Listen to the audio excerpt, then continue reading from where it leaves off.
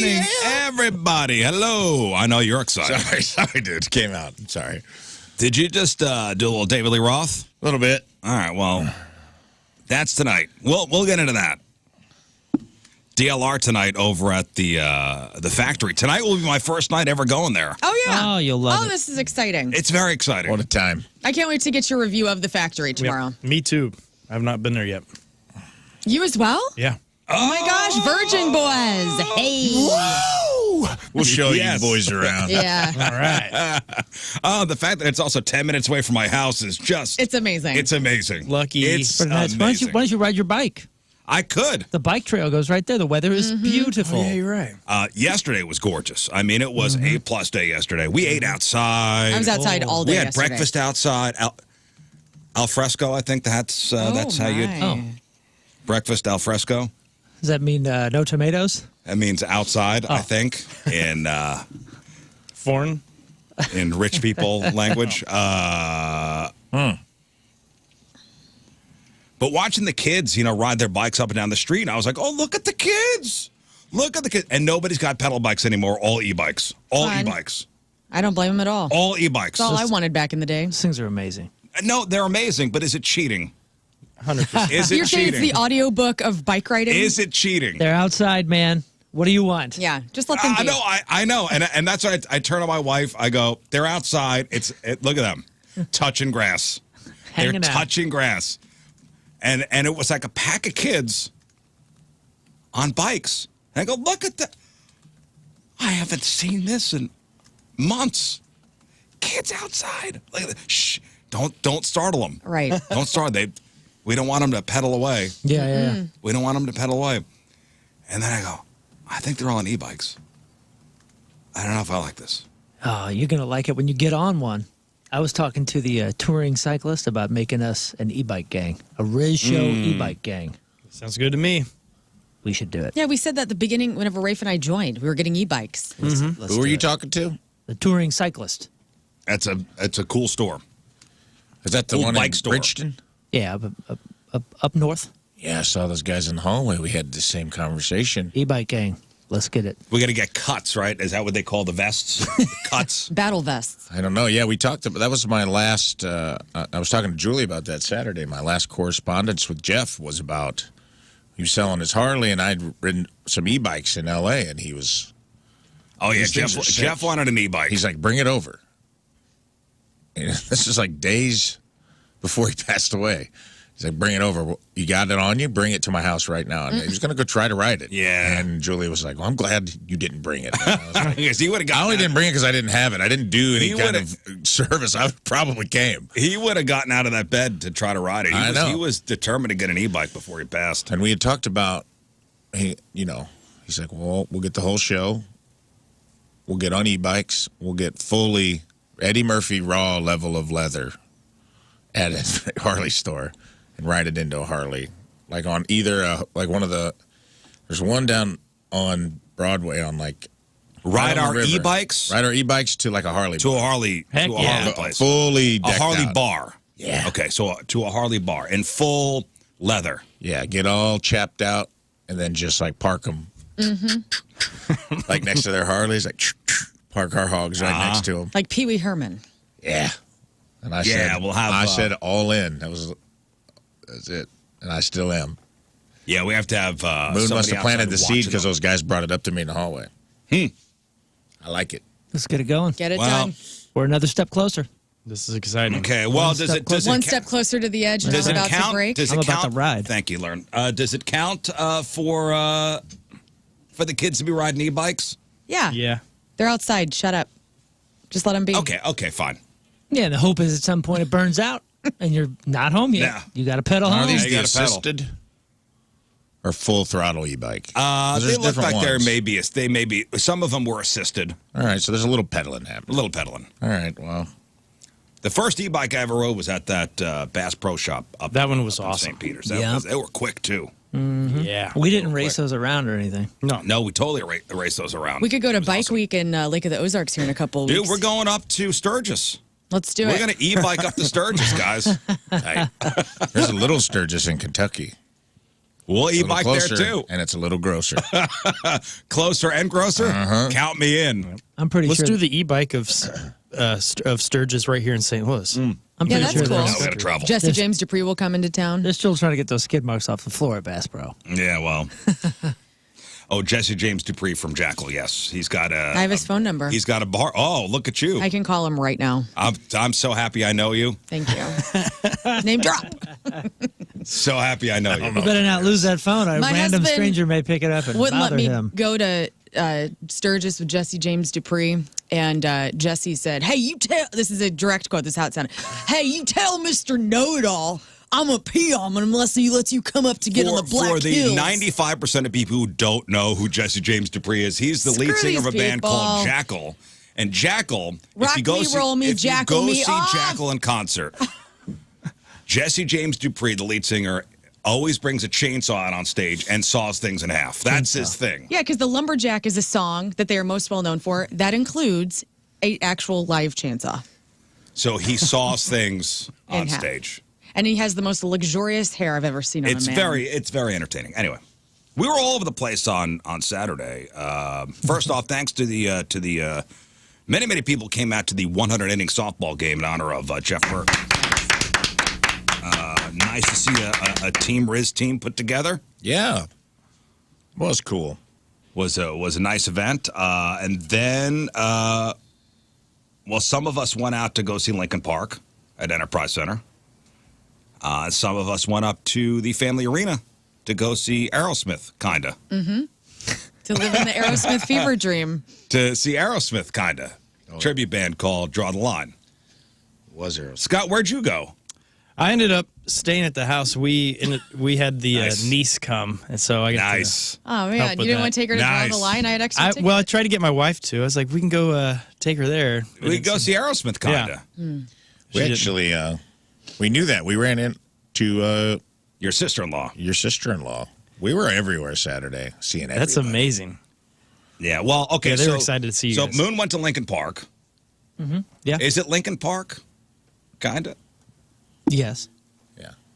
We all saw kind of. We all saw kind of. we all saw kind of bands. We saw Linkin Park kind of. We saw Aerosmith. So your review of the show. It was great. They did the stage in the middle, and I don't think I've seen that before in an arena. So it opened up. You know, usually you have the stage kind of on one side, so you kind Yeah. of block out those back seats. But this was in the middle, and it was, Was honestly. it in the round? Yeah, I guess that's Yeah. what you would Is it say. sold out, or did they wish they had not done that? No, it wasn't sold out, but it was full. It was full, and it was diehards left to right. Nice. Which was awesome. Even there's some of the newer songs that I don't know. The rest of the arena definitely knew them. But I went with my son. He's a big Linkin Park fan as well. I will say this. I've never heard a better sounding show. It was one of the most incredibly perfect Dialed in? sounding show. Oh my gosh, Who have I dialed seen in. The round? production I was saw phenomenal. Metallica in the round at Yeah. at Enterprise. 2008. Metallica. Was that the one Godsmack opened? It was Metallica, Godsmack. I Was it saw Beach Beastie Balls? Boys.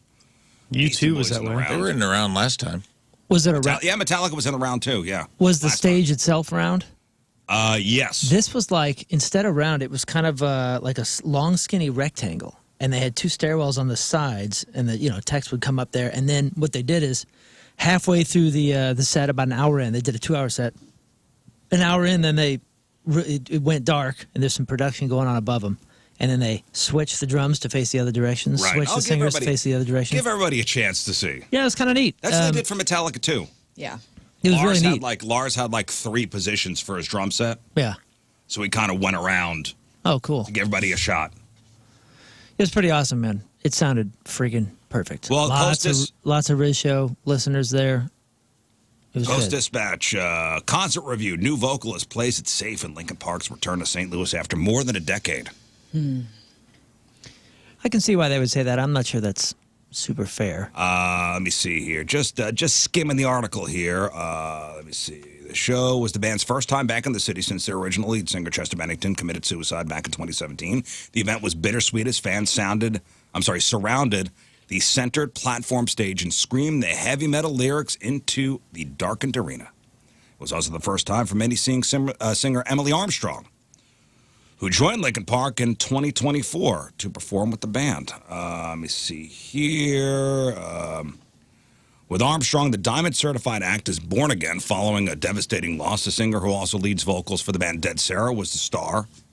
As she ran through songs from Linkin Park's latest album, she displayed dynamic vocal range as she bounced from angelic siren to screaming banshee with ease.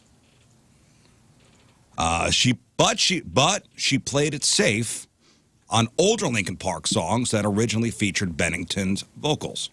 She lacked confidence at the start of the show on classic tracks with low vocal projection that was often drowned out by her bandmates and leading on the audience to sing a lot of Bennington's verses and hooks.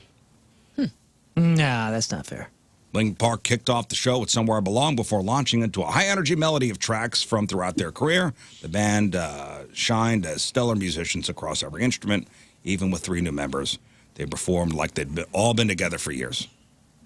So that would, listen, and it goes on. That's what the Nah, she was great. Post-Dispatch says. Mike was as good as ever.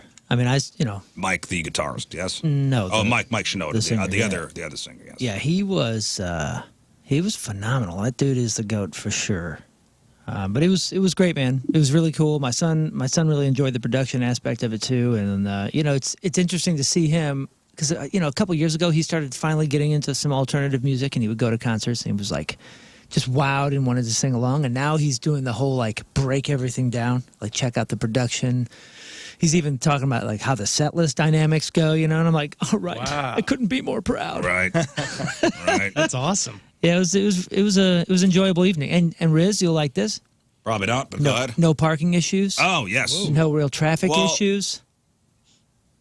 Because it was not a sold-out show? No, because I didn't stay till the very end. Okay. Oh, okay. Nice. We had the longest Saturday that I've lived in forever. A football game, 2 soccer games, the whole high school pep rally fundraiser thing.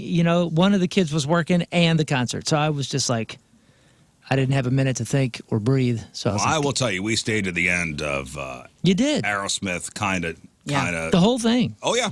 And I would like to give myself snaps for floating on the Merrimack from 10 o'clock until 4. Damn. And then Not only rallying. Rosemar Capes, huh? Driving home, an hour and a half, and getting my Steven Tyler outfit on and meeting you guys you at slept the Family good. Arena. Oh, I hit the sack Well, that night. we It got was there. fun. We got there a bit late. Missed the opening band, Skid Roses, which I was pretty pissed about. Local guys. Oh, they're local? They are local. Oh, man. And they were good. Damn it. They were really good. As a We Skid heard Row. one half of one Guns N' Roses. We heard the end of Paradise City, and I was like, damn it. I got there man. for the last song for the Skid Row set, which I think was 18 in Life. Yeah, you got to close with that. Or Youth Gone Wild, one of the that's two. their big hit. And the guy sounded Nails? just Damn it. the best. And then they came out, and then they were Guns N' Roses, and that sounded Same good band. too. So same band. They start off at Skid Row, and they leave the stage and come back as Guns N' Roses. Oh yeah, Very cool. Oh, that's lots of Costume outfit change? changes. Yes, All right, that's awesome. yeah. I had a kilt on at one point. The lead singer Jacob Levy, maybe is his name. When he came out as Axl Rose. I had major boot envy and leather pants and Well, belt. I saw his arms. He's got all like the Axl Rose tattoos. Right. Whoa. Like, are they real? Are they real?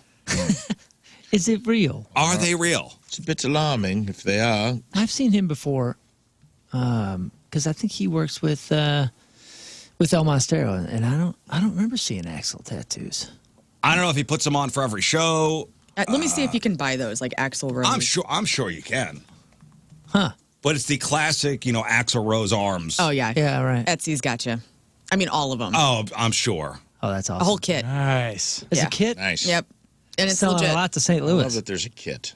So, so you could buy a whole Axl Rose arm tattoo kit. Yep. Nice. Etsy. Nice. Of course you can. It's 2025. You could buy anything. Oh, Jacob Levy is the guitar player. My apologies. I don't know who the lead Well, singer's now you've name upset is. the band. Sorry, So Skid Roses. we walked in. Well, we missed it because we went to something to support the girls cheerleading. I said to Rafe and Tina, I go, hey, listen, let's meet up at my house. We'll all drive together. I got to go to this cheer thing first. You guys are great friends. I said, I got to go to this cheer thing first. Why don't you come along, and then we'll just go up to this cheer thing's going to take an hour. It did Yeah, not. Dude. they're always on time. First of all, left out a lot of key information because he just go. It's just a cheer thing. It goes like a It's like a football pep rally. like a rally, and he's like, that's just like the cheerleaders are gonna do. They're all gonna do a dance. We'll get out.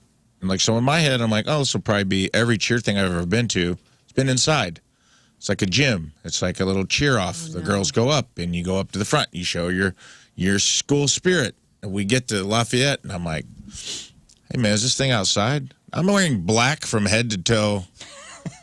I have a feather earring in my ear. well- I'm fully dressed for Aerosmith. Black jeans, black, heavy black shirt.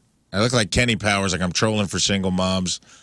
And he goes, yeah, it's outside, man. I go, oh, dude. And we're just sitting in the bleachers, and it wasn't super hot, but it was just hot enough We that I put was you in like, the shade. they put me in the shade, but We put Rafe in the shade. That was nice. sort of. I was sun adjacent. What does that mean? Oh, your bleachers are in the sun now? Yeah, well, we were told. The sun's off to the left. It wasn't like coming straight into my face, but it was cooking my left side. In my defense, okay, yeah, I didn't know it was going to be outside. I know. I'm upset that I didn't talk to the right person. You talk to my wife for full details on this kind of stuff. But, and Moon could attest to this as having a daughter in high school cheer. You're given a schedule. Here's what time your daughter's cheer session will be, what time they'll be on. And I told my wife, I said, I don't want to show up more than 10 minutes before. I don't care about anything else. I don't care about the football team. What? I don't need to see the tennis team. I don't need to see auction the things 5th off. and 6th graders. I already did that. Okay. I'm here to see the JV varsity squad That's it. and then get the hell out. And we are going to go see Aerosmith, kinda. Yeah, we're going to see Aerosmith. Kinda. Kind of. We get there, they're running way behind. Oh, no. They're running way behind. Now it's now we have to watch the full band go on. Yeah. The full band with, by the way, Lafayette High School marching band. Insane amount of xylophone. Insane amount of xylophones. What do you mean? Oh, extra I think xyz, I huh? think there may be a 7 or 8 xylophone Are band. Xyled you out? kidding me? Tell you something. Never Wow. giving to another Lafayette fundraiser. Too Is it many just- funds. They're going to buy another xylophone? Too many They're funds all at that funded high out. school. I counted 6 xylophones right up front. 6 different kids, ding-ding-dong-dong-ding-ding-dong-dong, playing these xylophones. I go, this school doesn't need a fundraiser ever again. They have all the funds. Yeah, Although it did seem like they rented them because as soon as they were done, they loaded them on a truck. Like they didn't get them back to Circuit City at 7 o'clock. They were going to get. Yeah. You're Wait, gonna get charged late fees. just wait Late till you see the xylophone scene coming out of St. Louis in about 6 years. Yeah, you'll Finally know where it started. Lafayette High School. So finally the girls go on. And what time does Aerosmith kind of start? Oh, man. I think the doors were at 7. Doors are at 7, probably like 9. Well, what time the doors? Because Doors were I wanted at to see Skid Roses. So I'm 6:30. looking at my watch and I'm like, God, they're not even on yet. It's 6:30. Yeah, show started at 7. Yeah. I pulled up our tickets in the bleachers while I was having a sweaty fever dream.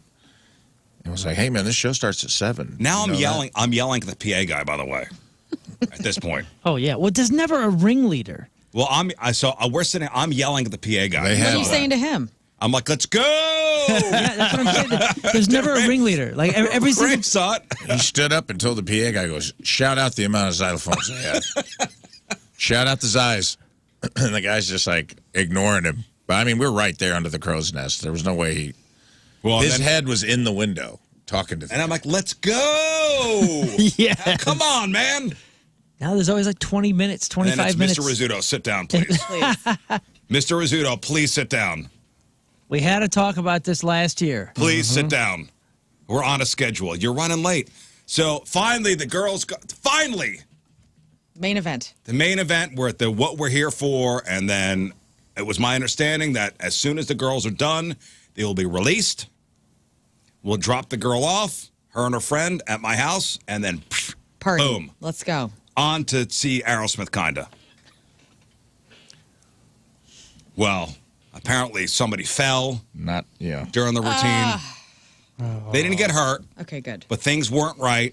And the coach wound up holding them back. Why do they all have to stay? They all stayed and ran the routine another 5 times off on the practice We field. assume so they'll give the girl who fell a blanket party, like in the military. Like if you punish everyone for one person's mistake, then that person gets tuned up by soap and tube socks in the middle of the night. I assume that's happening at cheer camp.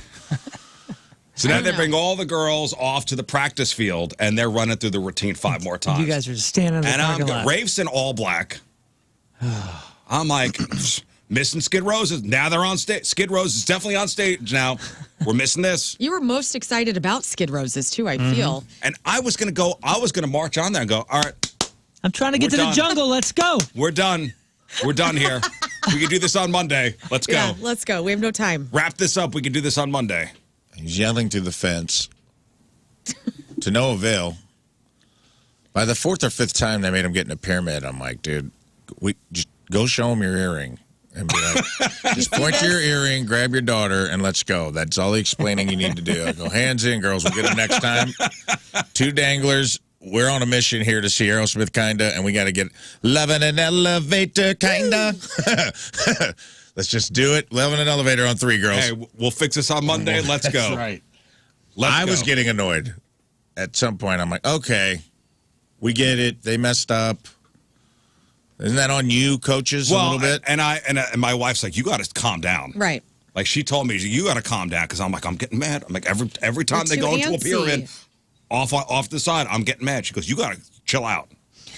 Also, seeing the Lafayette 2025 cheer squad dance to a Miami Sound Machine song, not on my bingo card. Gloria Estefan's still killing it at high school football games. Couldn't That's believe great. it. Well, we finally made it up there. Missed Skid Roses, but watched all of the Aerosmith tribute band, and they were. If I were to give that here we a go. monetary, I'm not sorry, a numeric. You know what? A Do it letter with dollars. grade? Do A it letter with grade, dollars. thank you. If I was going to give it a monetary value, It's Monetary it was a value. $5. It was a that was a Not $12 bad. Aerosmith. Sorry. You got free I'm still tickets. upset about. Okay. I'm still upset about the cheer He thing. had free tickets.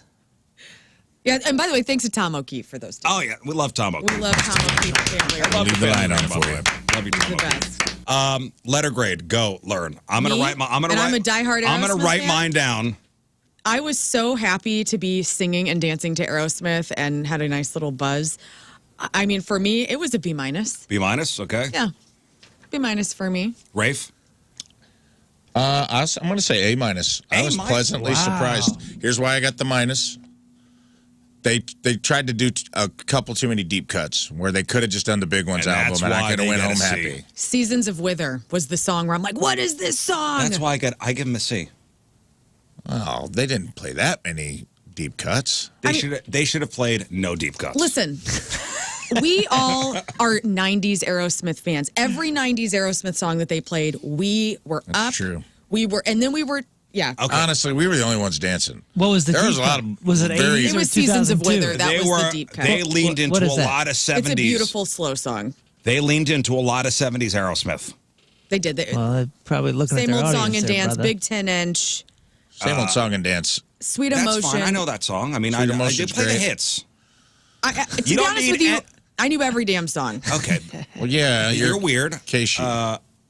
And you work on a classic rock station. That is accurate. Wait, Look- they played a song that you didn't know what it was? And you're a No. fan No, and no. have been on They Casey did. for You were like, 10 what is something this? years? No, I knew the song. I'd Yeah, heard it it's too before, but I deep. couldn't think of the title. Too and then I deep. got in my car. I'm like, gosh damn it! It's Too Seasons deep. of Wither. You out deep Mrs. Casey? Right. Too deep. But I was also like so many tonics and vodkas then. I She I was also lit. didn't want to She answer my was wife lit. every time when my wife went, I don't know this song. What is this?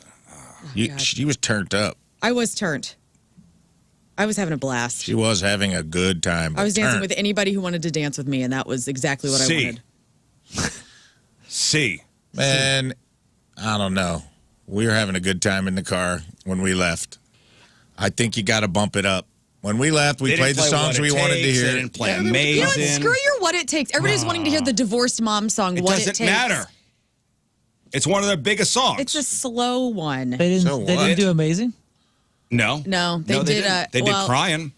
They didn't do Amazing. They didn't do Angel. They didn't. You're my angel. Let's talk They about used it. Living on the Edge then, because they did do that. Yeah, They did did. Living on the Edge. They Heck did, yeah. which is fine. And that's That's as when 90s as it gets. we were in the back, and they started living on the edge, and then we got excited, and we ran. No, you got excited, and Yes. you said, "Let's go up front." Yes. Check this out. What?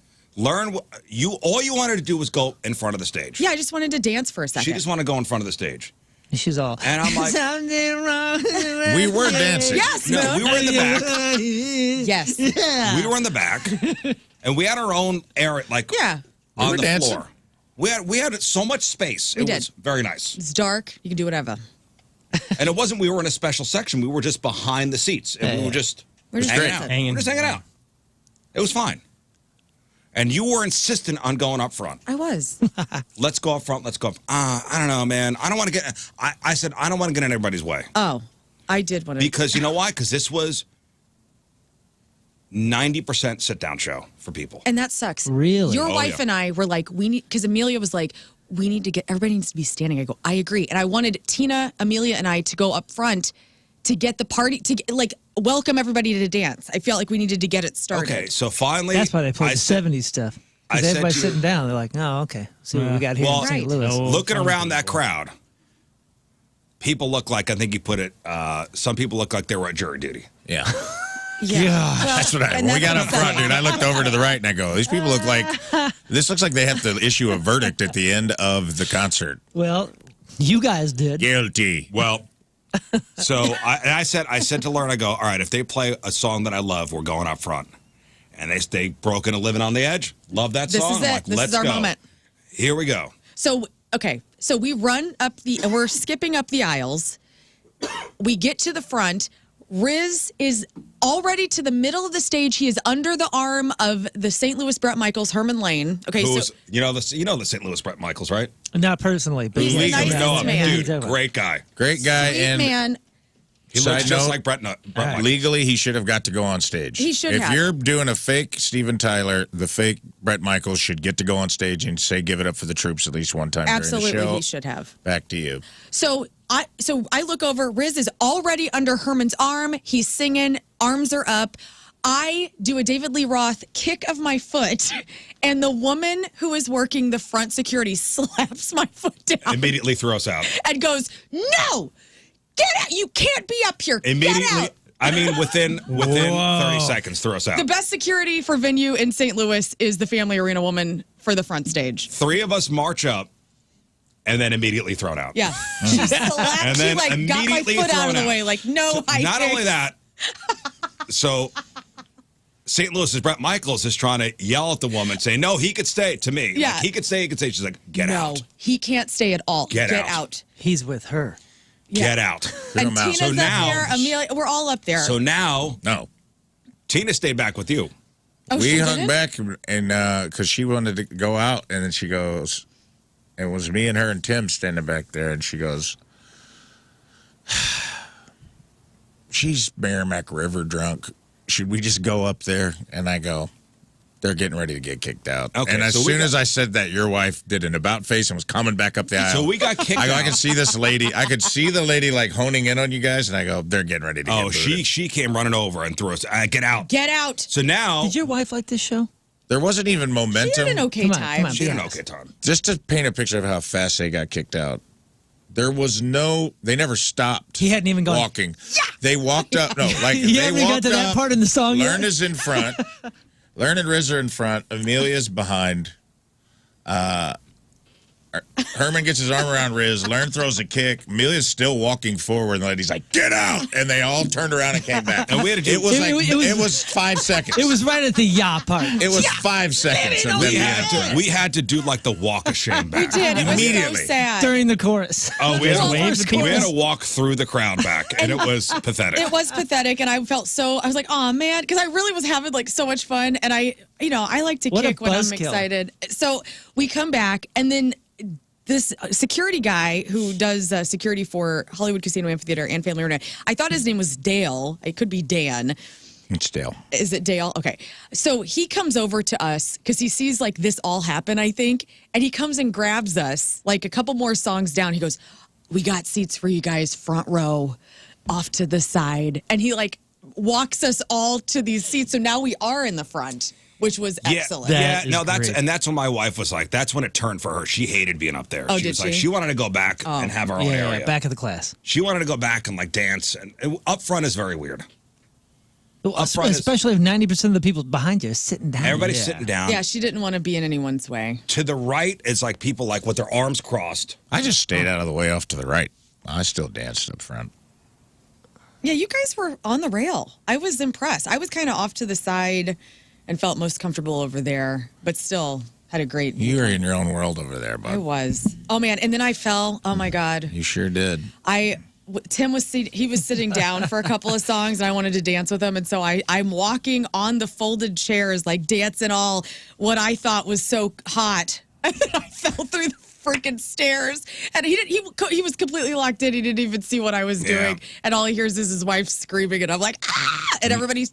You took a bunch of chairs out, right? No chairs Or fell. just the stairs? Well, the No, it most wasn't the embarrassing stairs. part was just me. Well, how did you fall? What? Where? She There was fell a through the folded. back of- You know how through you like There's no a folded stairs. There's chair? no basement. What are we doing? No, you meant the chair, right? You fell. on the I'm sorry, chair. Yeah, The folded chair folded up on I'm her. having a Where- stroke. Where are you going? Listen, In the family arena. She stepped on the chair and it folded up It on folded her. up.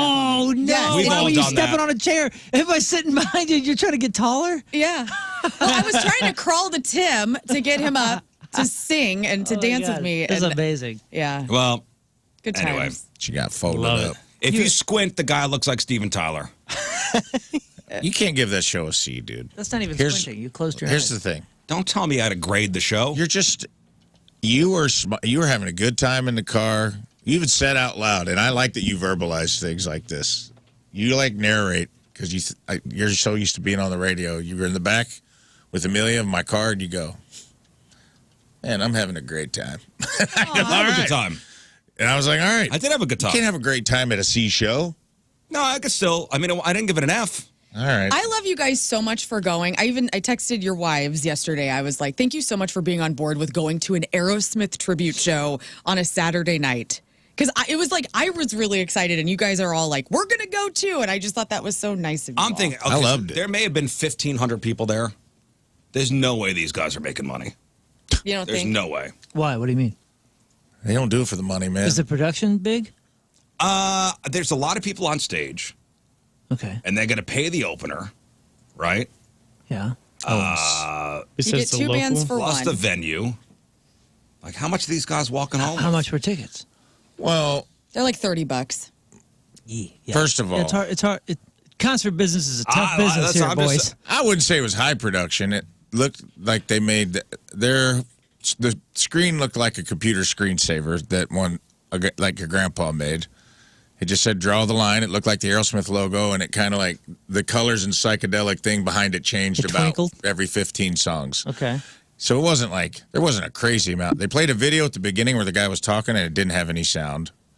When we first got there, it was like the guy that plays Steven Tyler was like sitting on a couch, like it seemed like the sound was supposed to be on. Like he's like, "What's up, St. Louis? We're excited to be here," but it was just his mouth moving and Wow. They didn't, And I was like, all right, we they- couldn't afford the sound What for a that. bummer. didn't get the sound on that. Oh, no, YouTube video. I'm just wondering. It's a tough business, man. I tried to look up like how much these guys are pulling in, you know, in a show, and I'm sure they do it for the love of the music, and that Aerosmith tribute band is an officially sanctioned, Endorsed the band. only endorsed Wow. Aerosmith by Steven Tyler and the band on record. I That's looked so it cool. up. They've been around since 1991. The lead singer won a Steven Tyler lookalike contest In 91. in 1991. So they've been touring as Draw the Line since 1991 doing Aerosmith. Yeah. And now that Aerosmith don't tour anymore, this is it. This is it, This you is guys. it. Whoa. Yeah, this is the Joe Perry project, So Well, which is not the real Aerosmith. here's It's why just Joe. I think you scored it too low. The guy, the music was good. Instrumentally and musically, they hit all the notes. They did everything right. The guy sounded like Steven Tyler. The guy was hitting the notes that I don't think Steven can even hit anymore. And he kind of looked like him. He did look like, you know, a Black Mirror Steven Tyler, but Steven Tyler nonetheless. He had on like the Beetlejuice pants and he was jumping around, flipping the mic stand like he was doing. It's like when I saw Atomic Punk, that guy did a great David Lee Roth and was doing the splits and jumping around. And I'm like, I felt like they pulled it off as best you can. musically. Right. Music was fine. They also had hot biscuits in the front. Could have used a little less deep cuts and more hits, but that's fine. That's fine. Anyway, so show's fine. You're like, I wanted to go to the casino. I know. But everybody was hungry. All right, so let's go get something to eat. Yeah, at the beginning of the concert, Lauren goes, "You gonna go to the casino? I'll freaking go to the casino." I heard her say it to you, and I go, and I was like, man, she's kind of turnt right now already. And I go, I don't think they're going to the casino. Well, and at the end, she goes, "See you guys later." I looked at her and was like, I can't go to the casino. Well, the show was do it. over at like 10 o'clock. By the time we got out of the parking lot, it was 10:30. And I'm like, what's open? You know, Streets of St. Charles is right there. Oh, yeah. Streets of St. Charles is right there. So That's there's got to great. be something open. So I'm looking on Yelp. And the only thing open, according to Yelp, is Prosino. Open till midnight. I'm like, we get there by 10:45, 11 o'clock. Yeah, get you that cauliflower gratin. Well, whatever. I mean, the food's good. Yeah. The food's good. And every time I go up there, I have a good meal. Yeah. Like everything else was closed. And we got up there, Prosino's closed. What? You On kidding? a Saturday night. You're kidding. Wonder Saturday what night, nothing was What open. about the bar across from it, the Chang's? Bar or Louie? any of those? Yeah. Chang's was closed. Napoli was closed. Whoa. Session Taco was closed. The Bummer. Nacho place was closed. Prosino was What? closed. Wow. Even the Brazilian Steakhouse was closed. First Watch was closed. Everything. Was it a St. Charles holiday we don't know about? What's going on? It was Saturday night at 11 o'clock. It's not last Everything was watch. closed. That's weird. The only thing open was the Bar Louie across the street. Okay. So I'm like, okay, let's just go there. Like I was starving. Right. So the ladies went to the bathroom, and I get a text from my wife saying, we're not eating here. Why? Because apparently the toilet was so disgusting. Oh, no. Oh, boy. The toilet was so gross. That's Saturday night. I mean, It was so the bathroom apparently was so gross that she's like, I cannot possibly eat that here. sucks. Like she said it turned her stomach so bad that she's like, I cannot get the image of what I'm seeing right now out of my head to Jeez. enjoy my meal. Ladies blowing things up on a Saturday night. Apparently. Wow. But is that surprising that, I mean, nothing, Yeah. Yeah, it's a surprise. Yeah. nothing The was last couple- open there. Last couple times we've been down there on a weekend, it has been slammoed. So you'd think a lot of those places would be open. Nope. What about the places on the backside facing east, like the nacho thing and the daiquiris and all closed. that crap? That's wild. What, Prosino's narwhals? used to stay open till Yeah, midnight. that's it. Close. Yeah, Prosino, I mean, it said on Yelp, like, open till midnight. And we figured we'd have like a good hour and 15-minute buffer where they're not like pissed off and having to reopen things in the kitchen. Yeah, but you would think they would also want to know the family arena schedule. Hey guys, there's a couple thousand people down the road. They'll be getting out around this time. Right? Closed. X percentage may be coming this way. Everything closed. The wasabi across closed. That's Everything. why you got to go to Gingham's. Yeah, it's not far. That's not far, but yeah, that's a bummer. that was the bummer. Maybe that kind of sullied my score a little bit. I don't know. Well, what'd It's you not guys the end up dance. doing? You just left? We went back to my house and I put some frozen pizzas in the oven. Nice. Sometimes that's the best anyway, then. Because you're home. It was fun. It was okay. It was all right. But I was shocked. I was shocked that everything was closed. Yeah, Was there a lot of singing along at Linkin Park? Oh yeah, oh yeah. That's what it said in the article. The first hour, especially, was a lot of the newer stuff. I think they backloaded the OG stuff, the Hybrid Theory and Meteora stuff for the end. There was I'd say probably 2 or 3 old school songs in the first hour, but the majority of it was newer stuff. The Emily's Armstrong stuff. And like I said, some of that I didn't know, but the friggin' arena knew. Yeah. We were singing along to the Aerosmith songs, the ones that we knew, not the deep cuts that nobody knew. Tonight, David Lee Roth over at the factory. I'm sure we'll be singing along. You know what? And He's everybody counting on it. who's tagging us in the bad vocals of David Lee Roth and be like, oof, you guys better have a good time tonight. We're going to have a great time. Yeah, start tagging them in the good stuff. Hey, Yeah. they are. Yeah. I don't know. Hey, I got a lot of good reviews from the DuQuoin State Fair. Really? There's that one was in Saturday. the chat right now. Well, Dave and listen. DuQuoin was so good. David Lee Roth destroys Sammy. Sorry, not sorry. We're all listen. Before we get into because I do have a set list from the DuQuoin State Fair. I have it right All here. right. All right. I printed out every song you did. I'm assuming you'll do the same set tonight, but we're all We're all people that sing along at shows, right? Yeah. Yeah, for sure. Top of your lungs? Sometimes. Hell yeah. Sometimes, yeah. Depends on the song. Yeah, if it's appropriate. It's always appropriate. It depends on the song and band. You're a it's always appropriate guy? I don't know about that. I don't know about that. No, if I could hear you and not not what's going on stage. Well, I don't want to hear you. Yeah, that's the question. Yeah. I think it depends for me on how old is the band, how old is the catalog. You know, if it's a newer artist, like, oh, there's a lot of people seeing these people for the first time. The song just came out. But, like, for instance, we're already seeing someone singing someone else's songs at Aerosmith, kind of. I'm singing along, okay? Oh, yeah, we were all And singing. if you don't like it, tough. Love in an Elevator comes on, we're all singing. Well, that's when the singer Come is on. just the leader of the fans. Yes, I agree. So we were singing. And props to you, by the way. I don't think she sat down the whole night. I didn't. Wow. I was like, you were on the river? And I was like, I don't know what.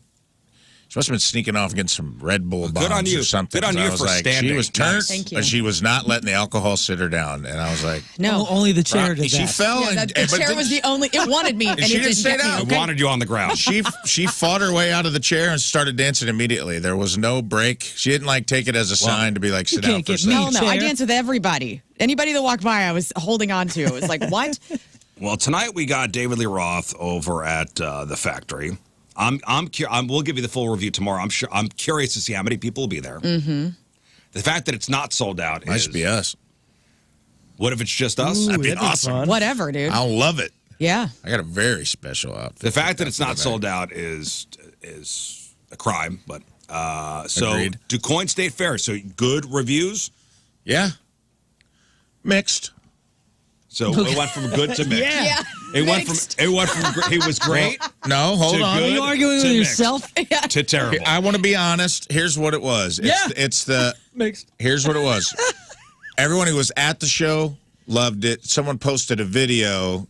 She was having a great time, and then the Facebook commenters came in to crap all over it who weren't at the show.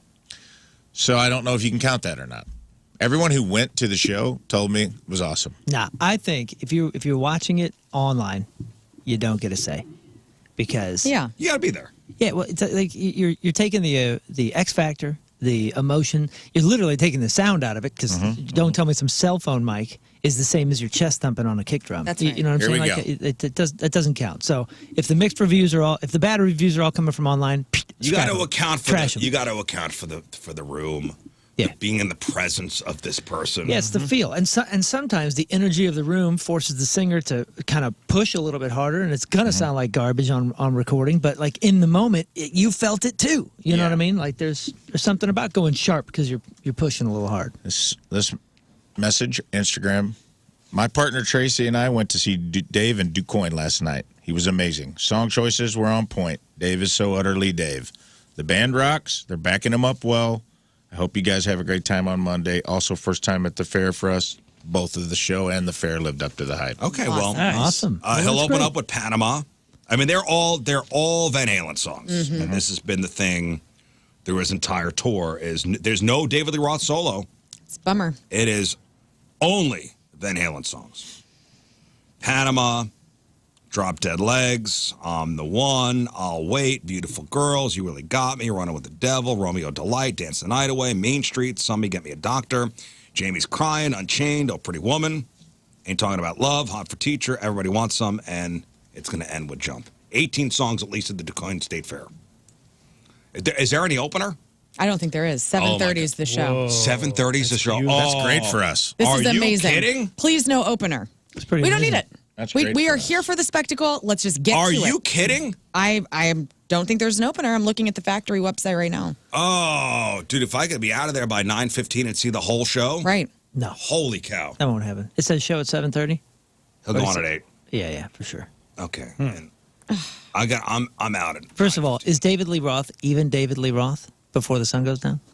I don't think so. I Well, think he's that's a good he's- point. He's vampire and bat, and bat time is 8 o'clock and on. Wait, on here it says there's a fish cover band that's going to be opening. No.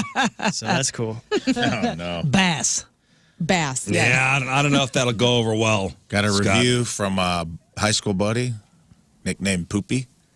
What did Poopy say about the band? DuQuoin State Fair, Diamond Davin got me misbehaving. I'm like, all right. And if I know this guy, when he's misbehaving, it's all out. Okay. Got me feeling good. Okay. Well, great. Great. So yeah, people were talking trash on my friend's Facebook post, like, "Oh, he's on the struggle bus," and she's coming back with like, "It was a great show." She's like, "Yeah, it's not Van Halen, but it's still a great show." That's all I'm seeing. Like, I'm sure, you got to temper your expectations a little bit, but it's Diamond Dave. I'm going to see Dave. Google says it's an opener. Google it. Somebody said G-Love. Oh, are they local? Oh, G-Love. No, G-Love G-Love special Special sauce. Sauce? They're not local. They used to play the bar I worked at in Carbondale a long time ago on his way up. Super nice guy. Oh, maybe G-Love just opened DuQuoin State Fair. Yeah, they did it at the fair. They were also at the California Mid-State Fair. Okay, they probably was just a fair thing. Okay. Oh no, let's keep it with no opener. We don't need an opener. Does it say We're on the good. website? No. It does. Why don't they ever just list the things? I don't know. Are we getting my katana signed or not? No, we're not. But we're going to work it, and we'll try to get up front, and we'll see what can happen, We'll just work the security. Maybe the security at the factory will let us back there. We tell them how big of fans we are, but not like a psycho way. Well, all their the katana. other shows at the yeah, I hope we got to the front of Aerosmith kind of. It's true. If anyone can do Walk it, you us can, up. buddy. Walk us up. I believe in learn. If anybody can get us back there, it's her. The other shows on the factory website have openers listed, like Fits in the Tantrum special guest Gable Price and Friends, The Struts special guest Dirty Honey. So That's because those are all on tour. Those are together. That's all, a package. yeah. This is not a package. This show, is so the Roth show. chances are they throw an opener on. Maybe there's a local opener. I don't know. We'll see. We'll see. We'll see. We'll let you know tomorrow. Mm-hmm. Hey, is this the unofficial last week of summer?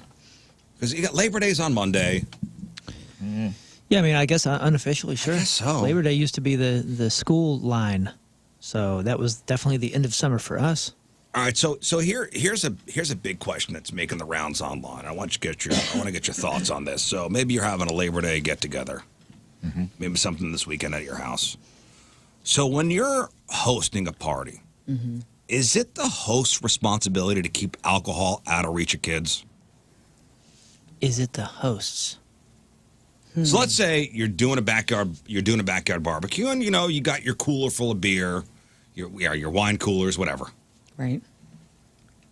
And it's just out there, and everybody's having a good time. Let's say you got 25, 30 people in your backyard, families, whatever. And you got the cooler full of beer in the backyard. I'm not going to say it's the hosts. I think it's the parents. If you brought kids, you brought kids. I don't think the host is on the line for everyone's kids. So and there was a post on Reddit's, Am I the A-hole forum about that particular topic. So a host, he said he had a recent backyard barbecue where a kid got a hold of a beer. And the situation resolved quickly, but the kid's parent is now blaming the host. So they wrote that one of the neighbors brought their 8-year-old kid along with them to this party, which wasn't a problem until they noticed the 8-year-old, was holding a beer. And the host said they immediately took the beer from the kid and told him, like, hey, dude, this ain't for kids. Yeah. I ain't no kid. And the neighbor got upset and said, hey, you can't put alcohol where kids could reach it. And I was confused because the cooler was sitting on the patio next to the grill, clearly full of beer cans. And I did not expect an 8-year-old to just grab one without asking. Yeah, I don't think it's on the host. I think it's everybody as a collective just trying to keep those little kids out of the cooler, Yeah, like where are you supposed to put it? On top of the fridge. What camping trip? Yeah. Well, if you're talking about coolers of beer, like I'm assuming like igloo coolers. And everybody knows the coolers, especially. There's always like one that's like soda, water. Someone writes beer and magic marker or dry erase on top, and it's like they're always on the ground. They're not like up. You have to climb a ladder to get up and get one. Even if it's not labeled. It's going to be at the top of a ladder anytime Tyler's parents come over. Yeah. They're rarely mixed. Usually the beer's in a Usually separate it's a beer cooler or and a soda cooler. And I think that is all the precautions you're required to take. Yeah, I think so too. If you're dropping bug juice in with the Budweisers, It's the 80s. yeah. Maybe you haven't taken the proper precautions totally, but Even so, though, if you go somewhere and you know that they may have a different protocol than you or your backyard get-togethers or your dinner time, and you have an 8-year-old, just tell the 8-year-old, hey, we're going to go in here. Just ask me before you start eating something. Ask me before you start drinking something. That's, just like Yeah. a little pep talk of basics. I just love the idea of an 8-year-old cracking a bush and being like, you're too young. And he's like, get off my ass. 3rd grade just started. I'm into times tables and long division. Now, who needs this more than me? It's been a week. My teeth, my baby teeth are all falling out. Life's crazy right now. Like, you know what, Tyler? You're right. Go Have ahead. a bush. Have one.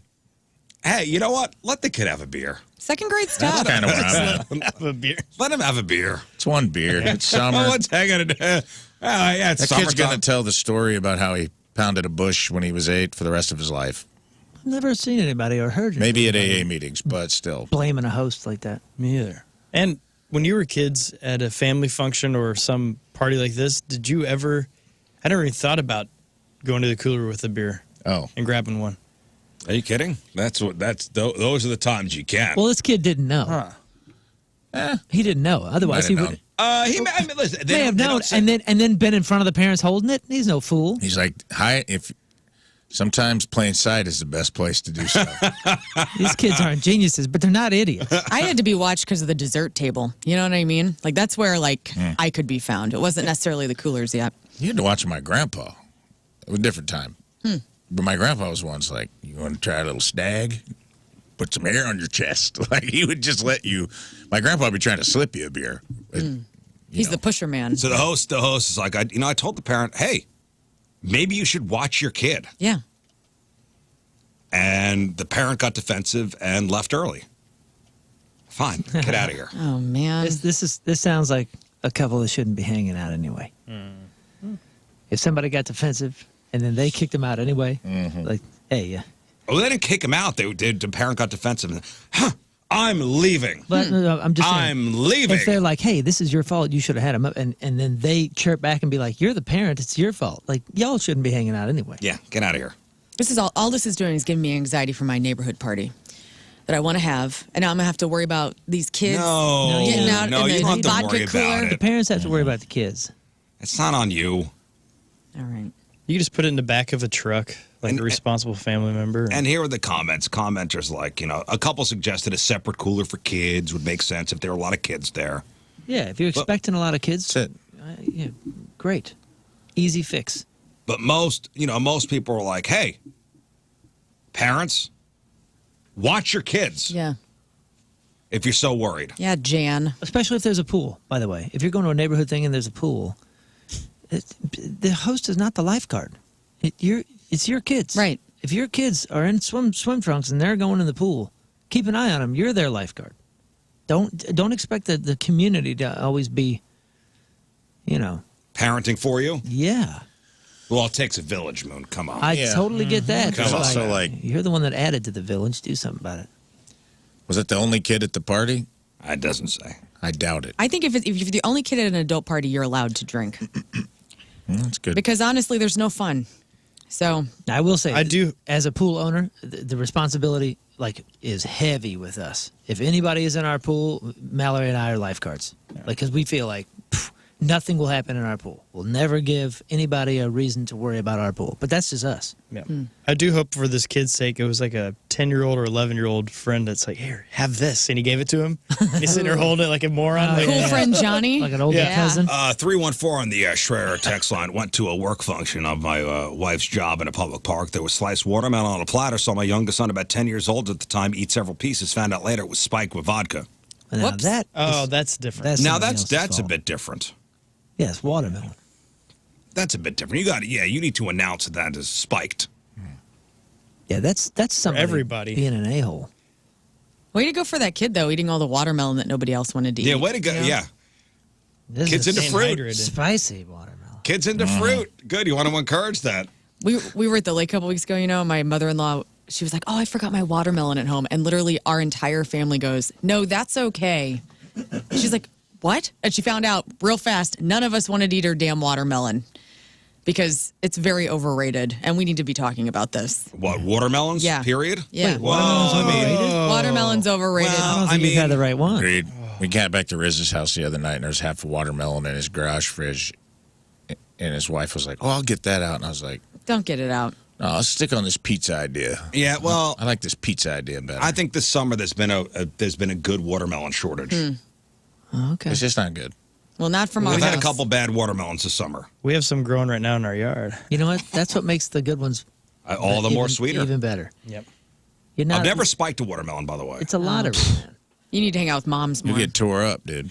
No, is that you cut a hole and you just put just pour the bottle in? That's what they always did. We would take it on golf tournaments and stuff back in my drinking days, and man, you would be cross-eyed because they would my friend would just cut a hole and put 2 bottles of vodka Right. Is that how you do it? or rum, yeah, and it just soaks it in, and then he'd crack them open. He'd do that overnight, and then crack it open and scoop watermelon balls out. Yeah, I've never had a spiked watermelon. Never. You'll get tore up quick because you don't taste it.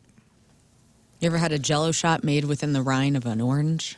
Never had that either. That's sweet. Really, really missing out. I guess. Yeah. So I bet that kid was, that kid was probably crunked. Yeah. If he had several pieces, because there's usually at least 1/5 of alcohol in one watermelon, and sometimes 2/5. Sometimes it's a 1/5 of vodka, 1/5 of rum. If that kid had 4 slices of watermelon, how old was he? 11? 10. Yeah, he was probably telling people how he really felt about his science teacher by the end of that picnic. Yeah. My dad, or told his boss, imagine that, dude. He was at a work function. Yeah.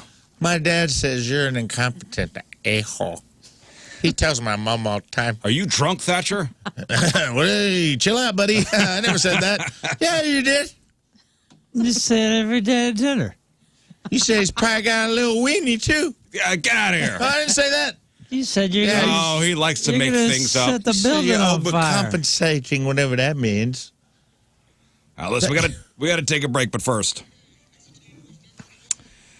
And that is brought to us by Hot Shot Sports Bar and Grill, the official sports bar of the Riz Show. Make Hot Shots your home for football weekends this season. From Redbud, Illinois, Sean Wigard is our team Riz member of the day. Sean has been a faithful point listener since 01 and a Riz Show listener since the beginning. Sean says the best parts of the show, loves Match Up with Moon, Rave Scene Memoriam, Friday Fails, first hour when we just chop it up. Sean, married with 3 boys, loves the show and appreciates that it keeps him entertained on travel days. Sean Wigard from Redbud is our Team Riz member of the day. Get super sweet Team Riz member of the day soccer jersey. Get yourself signed up 1057thepoint.com/Team Riz. All right, Lauren, what do you got for us? What's up with Serge Tankian right now? Ice Cube has an actual good day. Mingus Reedus in the news. And pick your adventure. Which story would you want right now? Mingus Reedus. Mingus Reedus. All right, we got that. We got your crappy birthdays. We got the porno birthday and 2 more things. Did you see what Rampage Jackson, his kid, did? And actors or actresses that you thought should have been famous but never were. I have a list. We'll chop it up next. Stay there. All right, welcome back to the program. Phone number 314-624-3833 or 618-398-3833. The Schreier text line, 314-649-DUMB. The Mick Ultra Studio Cams, 1057thepoint.com/Riz. The socials at RIZZ Show. Your emails, RizShow at 1057thepoint.com. Donnie on the instant feedback. You see the lady that got taken out on a stretcher Saturday night? No. Happened between Skid Row's set. She fell, hit her face on the handrail, then hit her head on the stairs. Oh, my. At the Family Arena. Oh, my goodness. I hope she's all right. Oh, man. If she was on a float trip, too, beforehand. Took her out on a backboard. Oh, man. Didn't see that. Didn't see that. I was dancing, too busy dancing and watching Aerosmith. I don't know. Didn't see that. Hey, speaking of the hospital, Pull this video up, Moon. The one of Rampage Jackson's kid. So anybody know UFC? He was on the show once. Quentin Rampage Jackson, UFC guy. His son really hurt a guy at a pro wrestling event on Saturday night. In fact, he literally almost killed him. So this happened Saturday night during a wrestling promotion called Knock X Pro Entertainment and Academy in Los Angeles. And Rampage Jackson kid, his name is Raja. Okay, and he recorded it all on his Kick live stream. So 25-year-old Raja was supposed to run into the ring and attack this 44-year-old wrestler named Sicko Stu, which he did. But with Stu on the mat, Raja Jackson punched this guy in the face for real more than 20 different times. God. And by the way, when he slammed him, he knocked him out. Because he slammed him in that, if you jerk at the end and slams their head back. So the dude was knocked out. And he punched him 20 and times. He was pummeling a knocked out dude. Yeah, already unconscious. It took several people to pull him off and hold him back. So this guy's, Sicko Stu guy's in the hospital with some serious injuries. The ref is still trying to play along. You can see that he's kind of panicked, but he's still also just trying to be this ref in character instead of just knocking him off. You know what I mean? Like, does that drive me crazy? Play the video. I mean, so he comes in, scoops him up, slams him on the ground. Hits his head in the back of the. on one of these reaction videos. Hits him, hits his head on the back of the mat, or hits the back of his head on the mat, and then he gets on top and the guy's unconscious.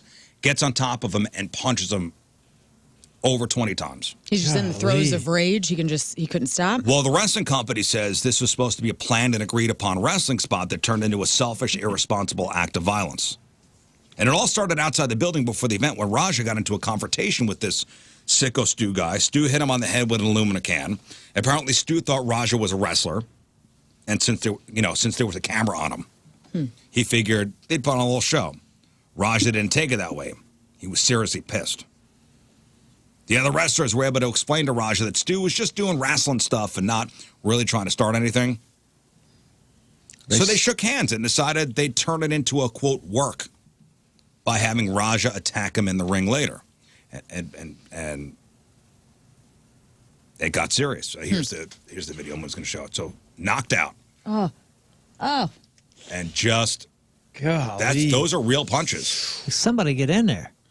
Yeah, here's where they got into it outside. The guy hit him with like a... Oh.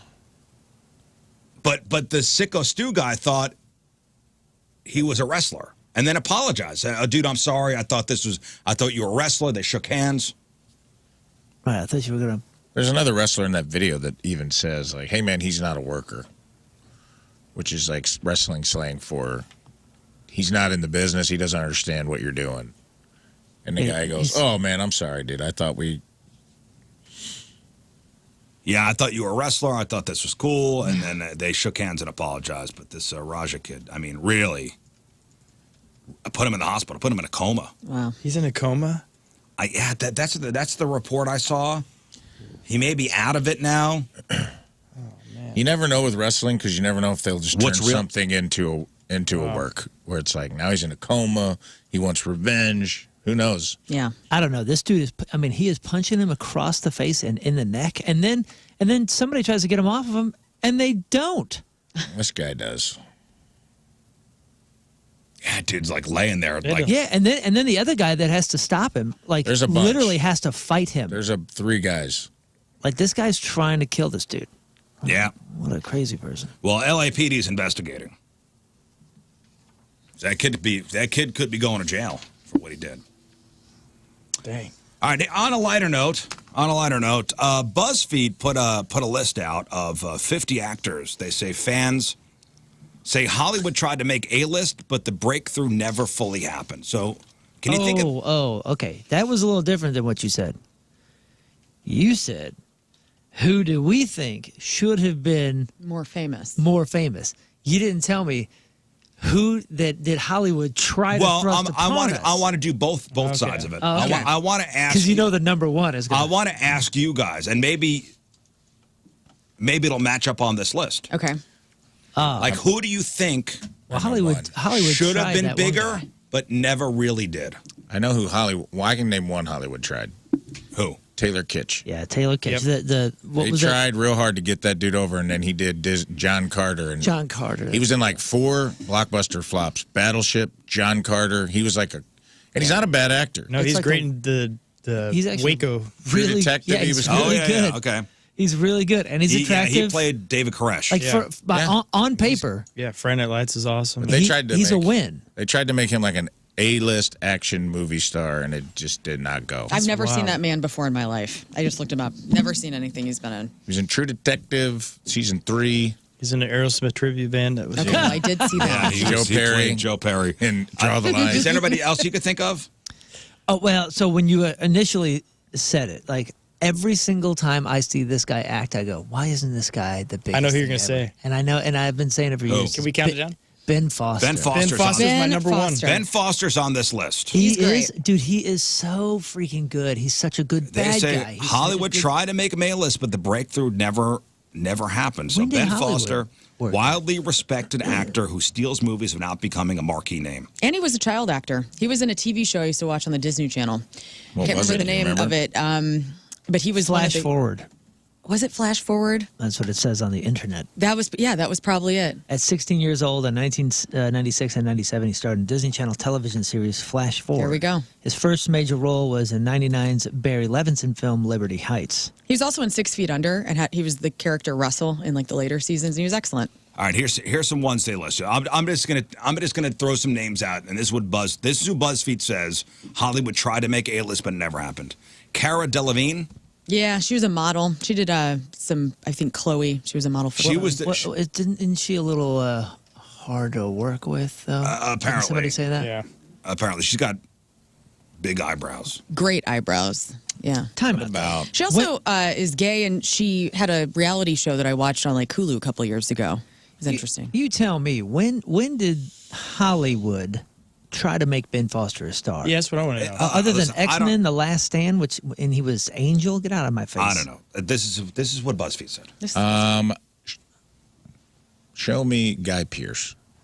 Is he on this list? What Guy thought Pearce Pearce- is freaking huge. Yeah, I thought he was an A-lister. I feel like Guy they. Pearce not on my I list. feel like they tried to make him like a leading man with L.A. Confidential and a couple other, and then he just kind of fell off. What? Disappeared for a while. Again, a I man I've disagree. never seen Name before in 5 my Guy life. Pearce Yeah, movies. Guy Pearce. You know Guy Pearce. Let's see, The Memento? Time Traveler, Memento. Count of Monte Cristo, whatever the one you just said was. There's some space one. Lawless. All right, you're done. What do you Iron mean Man I'm 3. done? I'm not a Guy Pearce, I'm just saying, Synth like, if I said name Tom archivist. Cruise movie, I'm just saying, like, I think they tried to make him like a. I'm thinking like people they tried to make household names. The next Brad Pitt. Here and we he go. Never got I'm there. going to throw one out there. C. Thomas Howell. Yeah. We have. See Joseph Soul Man. Who Run. are these people? Should have never done Soul Man, brother. Expected breakout from The Outsiders, overshadowed by the castmates who became megastars. Yeah. Penelope Ann Miller. Kindergarten Cop. Yeah. Carlito's Way. She was like on her way, man. She had like about a 3 or 4 film run where she was like the next Julia Roberts, and then she just disappeared. I feel that way about Katherine Heigl. Katherine Heigl's on this list. Also, very well known for being hard to work with. Katherine Heigl People on the didn't like list. her. She got blacklisted or whatever. You see Thomas She's so Howell, by good the and way, knocked up. like, She you probably can just see why asserted this for didn't work herself. though. He didn't age into, shall we say, like a typically attractive middle man. Like 20s and 30s.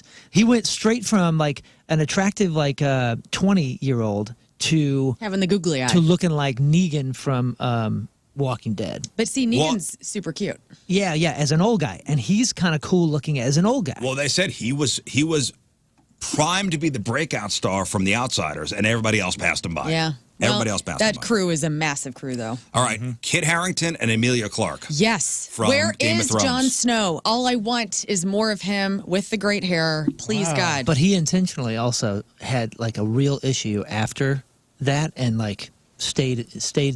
He wanted more low key. They said His was both on their purpose. post-franchise trajectories didn't hit expected heights. Yeah, Amelia Clark, they tried. They did a couple movies, and Didn't work. She wasn't great. She was good, but she wasn't great, and the movies weren't great, and nothing connected. Another girl with the eyebrows. Oh, there's a there's a couple Game of Thrones people. The guy that played Nicolaj or whatever his name is, that played Yeah, Yeah, the brother, he's in Lannister. Lannister. He's was in, Lannister. like, Lannister. Gods of Egypt good-looking movie. Jamie. Yeah, like they. Whew. He was in The Other Woman. He's like a good-looking dude, and was so good in Game of Thrones. I was like, oh, this guy's gonna break out, and I haven't Never really did. seen I think him he's in too anything. hot. He's still working big budget films. He did this Gerard Way thing that Netflix is pushing right now. That's pretty bad, but at least he's the lead. I could see some sort of like Brad Pitt underground The Umbrella situation Academy? where nobody can be hotter, so they like keep him submerged. I feel like Oh. that's Jamie Lannister. It's called Gods of Egypt. The Kit Harington thing, though, like he was noticeable. He even said, like after all the success of Game of Thrones, and because it was a 10-year thing for him, a 10-year project, he went through a lot of psychological things after that. When all of a sudden he didn't have anything to do and was now only known as this one guy And married his co-star. Yeah, it was hard. It was a hard adjustment for him, and he went through a lot of stuff. I think he's coming out of it now, though. All right, Alicia Silverstone. I know. They said Alicia Silverstone and Sam Worthington each had their "This Is the Moment" era that just plateaued. Yeah, Aerosmith music videos, Clueless, Blast from the Past. And then she was just gone. And I still follow her. I love her. I think when she started chewing up food and feeding it to her son, that was baby the end. birding her kid. That was, but whatevs. Didn't was she long reach after, the though. A-list status? When Yeah. you say she was Yeah, there? she was the 90s it girl. She Yeah. peaked in the 90s, But and I then- still love her. But then kind of went away. Sam Worthington, basically Avatar. That's Avatar. it. No, he did Terminator. They gave him a Yeah, lot. that Terminator He wasn't got- great. Yeah, but I'm just saying he had a lot of opportunity. There was But about never, a 5-year. never made it to the A-list.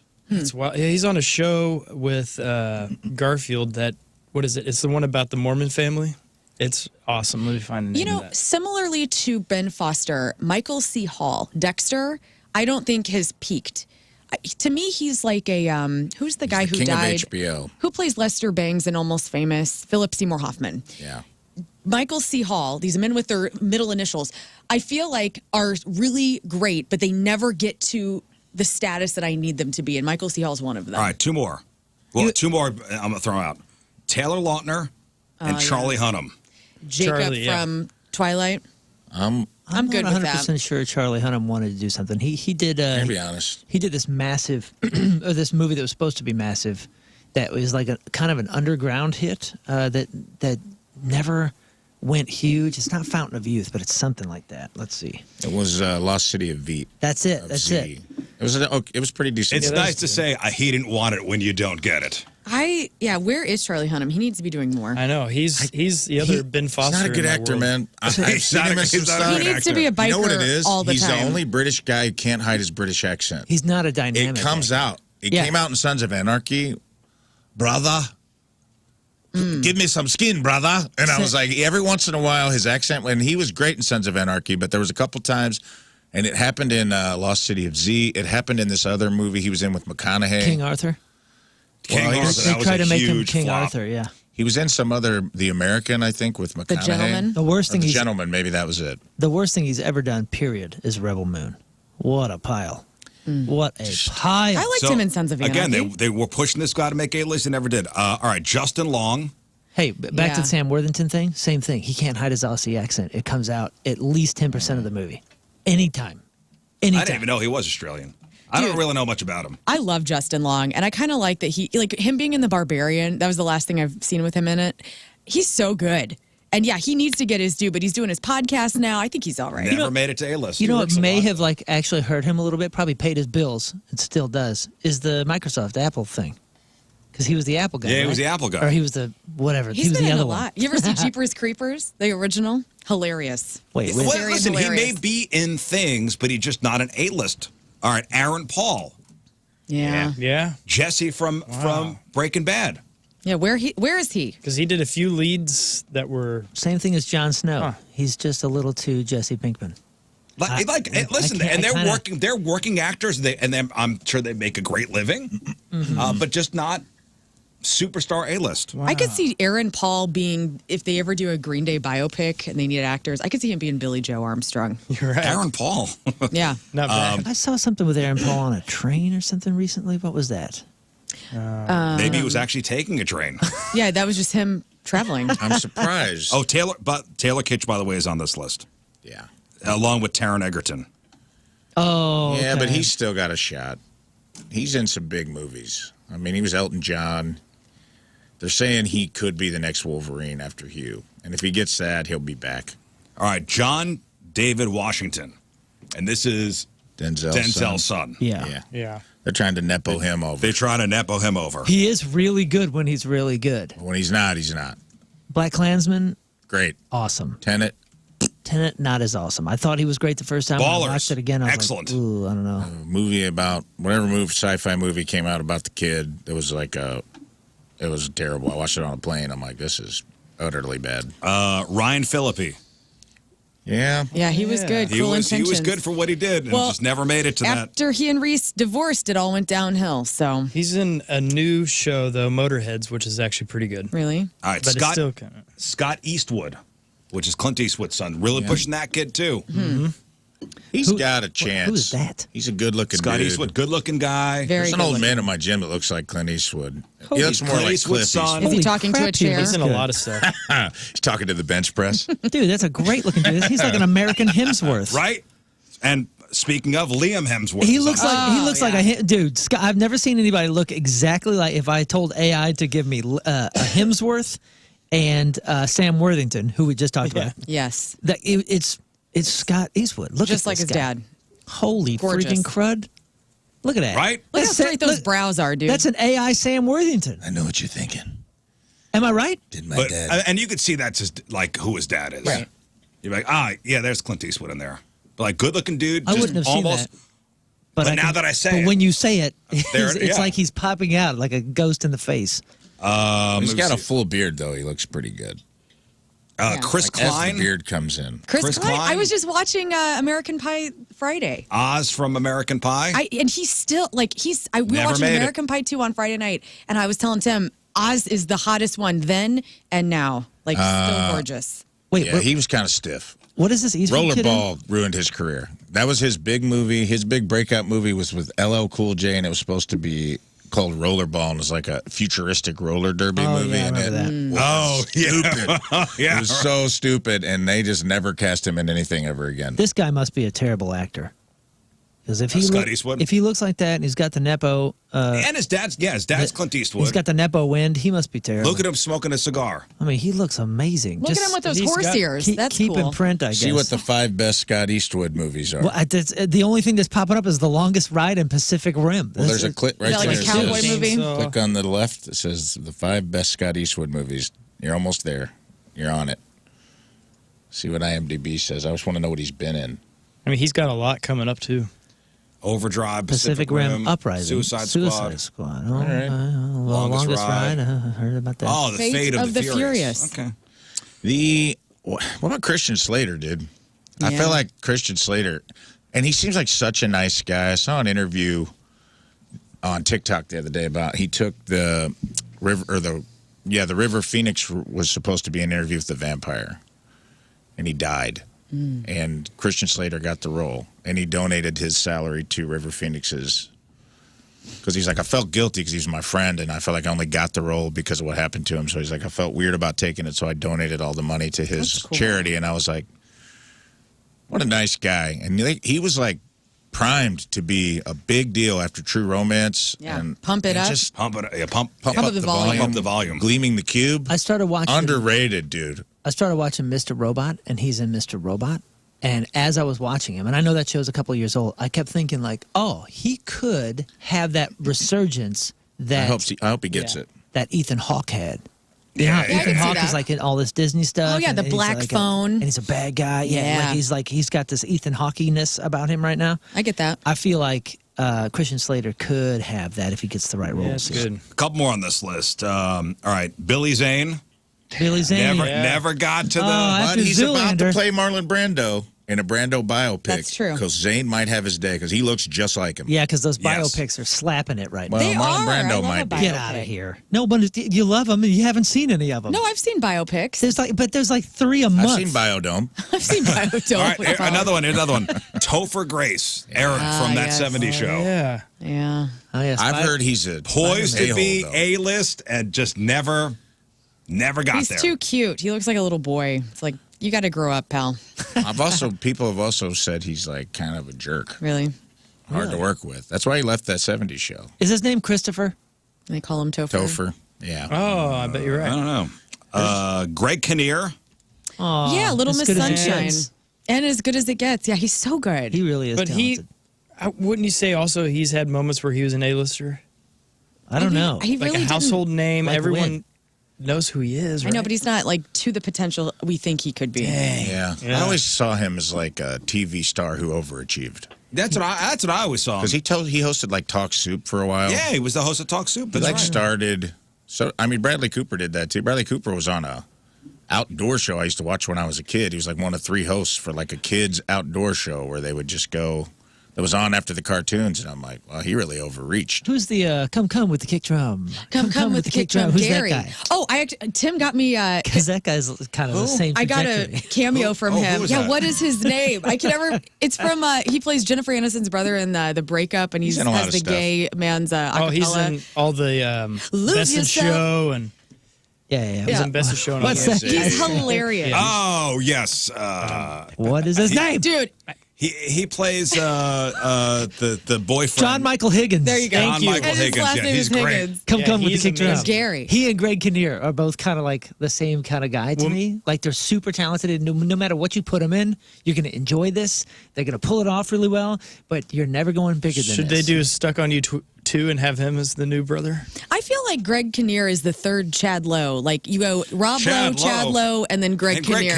Kinnear. Yeah, they could all be Leave- family. Leave Chad Lowe out of this. Okay. There's another My guy. apologies. He's been a bad guy in a lot of stuff, but he's like the kiss of death on stuff. His name's Boyd Holbrook. He was like the bad guy in the Wolverine movie like that that. had the fake, real good-looking blonde-haired dude. And he was in the show Sandman on Netflix. That was like his first big. That's like Boyd a Neil Holbrook? Gaiman. Yeah, and I felt like they were trying to get him over. He It might be the was name like the holding him lead back. bad guy in a couple of things, and I'm like, he's a good-looking dude. He kind of looks like Charlie Hunnam. And know, man. yeah, this dude. Oh yeah, he's good. He's been in a lot of stuff, and I feel like they were trying to get him over, and he just, the couple times he got a lead role, the shows went belly up. Boyd Holbrook. Yeah. There's only room for so many hot male blondes. You know what I mean? And I think we've hit our quota. Yeah. I feel like they got Goggins and Holbrook in a room, He looks and they're like like, Ryan there can Gosling. be only we already one got of you. one of those. Oh, that We already guy. got a Ryan Gosling. Well, once he got this look, it made sense. I'm sorry, kid. We're not. Better luck next time. On the Shredder text line, Jamie Kennedy. That's a good one. He was just in Yeah. Scream, right? What else did he do? He had Jamie. TV But was he shows, on a trajectory to be an A-lister? Like I thought Hollywood was so. pushing it? Like him and Matthew Lillard were kind of coming up at the same time. being Maybe Matthew weirdos. Lillard. I'll give you a Matthew Lillard. Okay. Like they wanted this guy to be a big, but never really happened. It's a good topic. Let's do crap on celebrities. Yeah, those were all people that Hollywood was pushing to be A-list, but never quite made it. Right. All right, time to find out what's going on in the world of music and entertainment with your crap on celebrities. And it's brought to you by Mentality. Their patients experience a 30% increase in testosterone levels. Reclaim your health today at mentalityhealth.com/radio. Serge Tankian met a family member of his a couple weeks ago at a Cardinals game, like one of his aunts. Serge oddly enough. Tankian? Yeah. And What? oddly, yeah. So I thought, I haven't thought about Serge in a long time. How did that even come up? My mom's friend is married to his aunt, and we all went to the Cardinals game together. What? And Your mom's friend is married to Serge Tankian's aunt. yeah, Okay. it's cool. And I was like, so you like go to a ton of shows? And she's like, yep, see him all the time. Good times. Well, if you've been wondering what he's up to, he's getting ready to release his 10th studio album next month. And he says covers, collaborations, and collages is similar to his last album, 2024's Foundations, in that these are all pre-existing archival recordings, some of them from way back. So the first single is called Electric Dreams, which is out now. I have a little taste of Electric Dreams on our audio if we want to play Which this. one do you want me to play? There's two of them. Go ahead and play the one that says Electric Dreams 08. Okay, this is Serge. I remember I interviewed him once, and he said, he corrected me with his name. I called him Serge. He said, it's Serge. Okay, excuse I want this me. interview's over. Serge.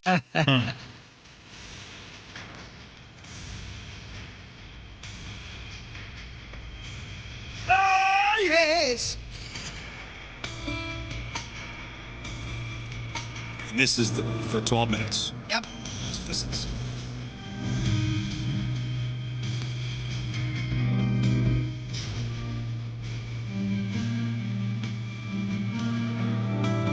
Yeah, Okay, sure, it's thanks. great. It's great. Well, here he is talking. Here's Serge talking about his new song, Electric Dreams. Serge. Serge. Electric Dreams is a trippy song. It's like piano and vocal and some like slight effects. Kind of, it takes you somewhere. Cosmic, distant. It's got this cool vibe. I kept the original vocals. I've had this song for a good 20 years.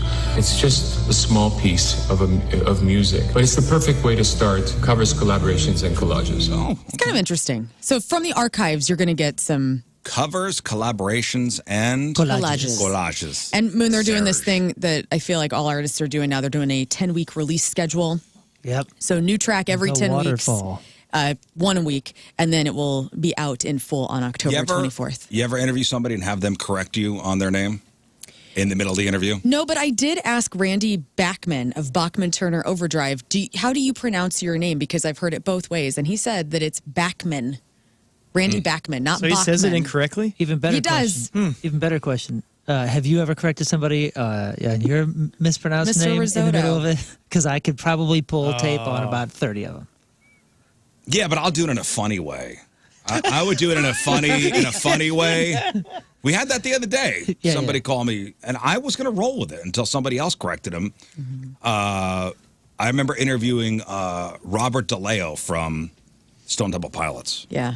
And I said, I'm here with Rob DeLeo. He goes, it's Robert. Oh, my. This interview's over. Yeah, get the hell out of my studio. And this interview's over. How is he supposed to do that funny? It's Robert.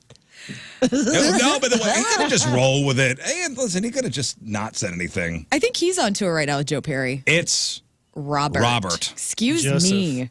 You are wearing a cowboy hat. That is correct. You are wearing a cowboy hat, Robert. Every Friday on this show, we play It Was a Good Day from 1993, of course, Ice Cube. And there was a lyric in that song about Goodyear blimp would flash, Ice Cube's a pimp. And guys, over the weekend, worlds collided when Ice Cube got loaded up into a Goodyear blimp, and they did, in fact, flash on the side that he is a pimp. So here is the lyrics from the song you hear every Friday on this. Even saw the lights of the Goodyear blimp, and it read Ice Cube's a pimp. So this weekend, it actually did read Ice Cube's a pimp. It did. And there's a really cute photo that Cube posted on Instagram of him inside the blimp. I've never really seen inside of a blimp before. It looks like a little train car up You've there. ever gone on a blimp ride? No Nah, ticket. man. We should do it. You ever gone on a blimp ride? No. You've been in a Oh, blimp? no. Oh, okay. I was like, what? What are you doing? Never had the opportunity. Given an opportunity, would you? I think I would. I Yeah. think I would. Yeah, for sure. Okay. Let's do it. Have you seen the Hindenburg? What could go wrong? Oh, no. Led Zeppelin. In other news, Big Boy from Outkast has a new collaborator, and it's Whirlpool. And no, that is not some new rapper. That is actual Whirlpool brand appliance company. So they have a new washer-dryer combo that plays So Fresh, So Clean from Outkast during Nice. the wash cycle, which is excellent. They're only making one, though, so that's it. You got to Were they register to making win one it. of them? Yes. So just one? This is just a fun thing they're doing. Oh. That would be a cool rap name. Like when you Whirlpool. said it, I was Whirlpool? like, whoa, who's this? It's like Deadpool, Whirlpool. Yeah. So that's neat for any Outkast fan. There's still no word on the cast of season 51 for Saturday Night Live because Lorne Michaels, he's been kind of mum about it, but he has been quoted recently as saying there's going to be some big shakeups this year. So there could be the sort of disruptions like many cast members that you have come to love are not coming back. Like, is Kenan Thompson going to come back and continue his For reign? his 57th season. For his which is 57th crazy. season. One cast member is confirmed to come back, and that's James Austin Johnson, who currently plays President Trump. But we have no idea who's actually coming back for SNL, so we're going to find out soon. Last week, we were talking about the Menendez brothers, if they were getting paroled or not. Eric did not get paroled. Lyle was also denied parole on Friday, just tying that up because we didn't really get So time. none to, of the Menendez brothers are getting out. They're not So getting disappointing. It'd be weird if they let one out, not the other. out. I agree. Well, the one they were saying was doing bad stuff in jail, smuggling things, and Yeah, Eric- maybe the other one wasn't. He's impressionable. John Stamos is sharing an update on his friend and co-star Dave Coulier's health. So remember whenever Dave was diagnosed with stage 3 non-Hodgkin's lymphoma last year, and then John Stamos put the bald cap on and they took a Yes. photo together. Oh, people got mad. And people were super mad. John Stamos was talking to People magazine. For no reason, by the way. And by the way, no reason at all. John Stamos, Dave Coulier looks great bald. I mean, like shaved head. Like not everybody can pull off a damn bald head, and he does. John Stamos looked ridiculous, and he was just trying to cheer his friend up, and people like lost their minds about that.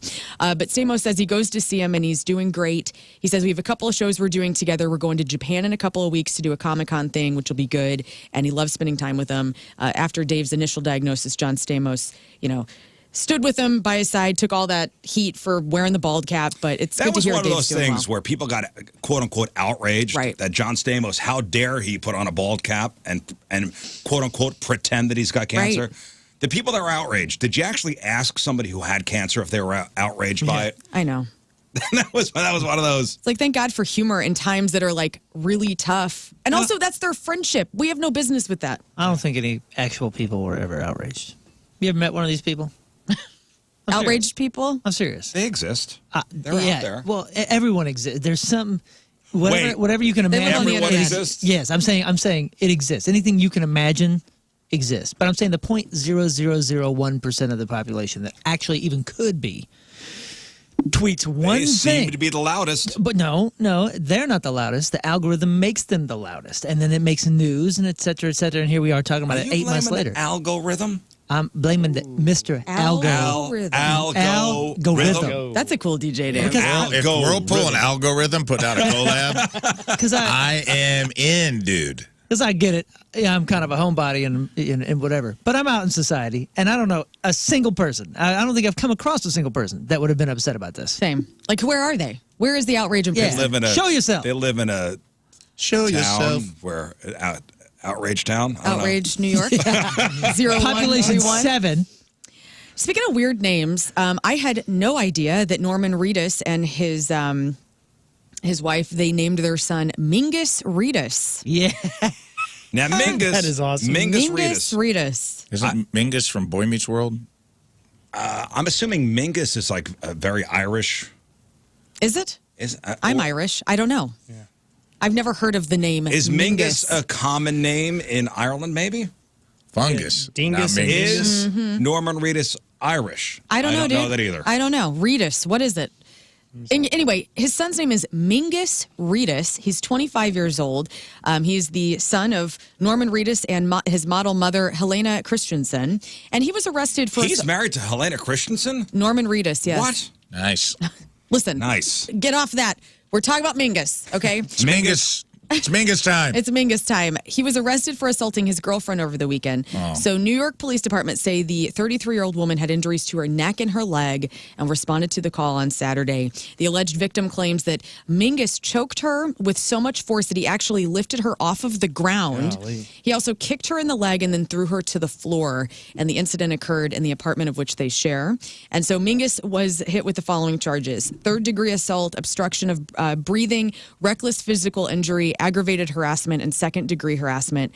He was then released after being booked, and his attorney says that he will be cleared after the facts of this case are revealed. She claims that the woman tried to kill herself with sleeping pills after he ended their relationship.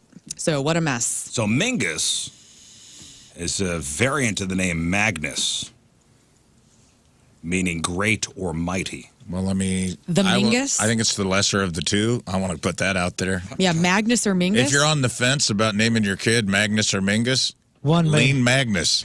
one may last a little longer. Yeah. But maybe Mingus is a nickname. Oh. Okay. Mingum style. Mingus Reedus sounds like something that happens to you in court. Yeah. You're It does. right. It does sound like a Latin term a lawyer would lob out there, be like, I object, Mingus Reedus. I sidestepped Approach you, the bench. I don't know what that 103 means. It's like a stall tactic of a bad lawyer. For sure. Oh, his full name is Mingus? Lucian Reedus. I would have gone by my middle name. Yeah, Lucian is such a cool Lucian. name. That is his full name. Mingus. Mingus. Hey, did you guys know that the Goodyear blimp crashed in 1999? No, I did not. Y'all Did know you that? tell Cube that before he got on There there? was only one of them. Well, this one debuted in 2014. I don't know if I'm getting on a It's a blimp new at this one. time in my life. Hey, listen. Nobody was hurt. Okay, it just crashed. Stop. Just Tell us my glided name on down a to the blimp. floor. Crashed into the trees, Okay. and it was Jealous lost. was Mace. I didn't think about that. Mace asked for his name on a blimp a long time ago. I don't The know if it's rapper ever Mace? happened. Yeah. He became What- a preacher. Ah, What year okay. was this? That was like his big, like, If it was in Diddy be- song. Mo money, If it mo was in problems. between 99 and 2014, there wasn't one. So he named the kid Mingus because there's a famous jazz musician, Charles Mingus, and Yes, of course. he's named after him. So Norman, see what you're telling me Lucky. is Norman Reedus is not Irish. Did you look up his ethnicity? Like, where is he from? Jazz has no ethnicity. I don't see jazz.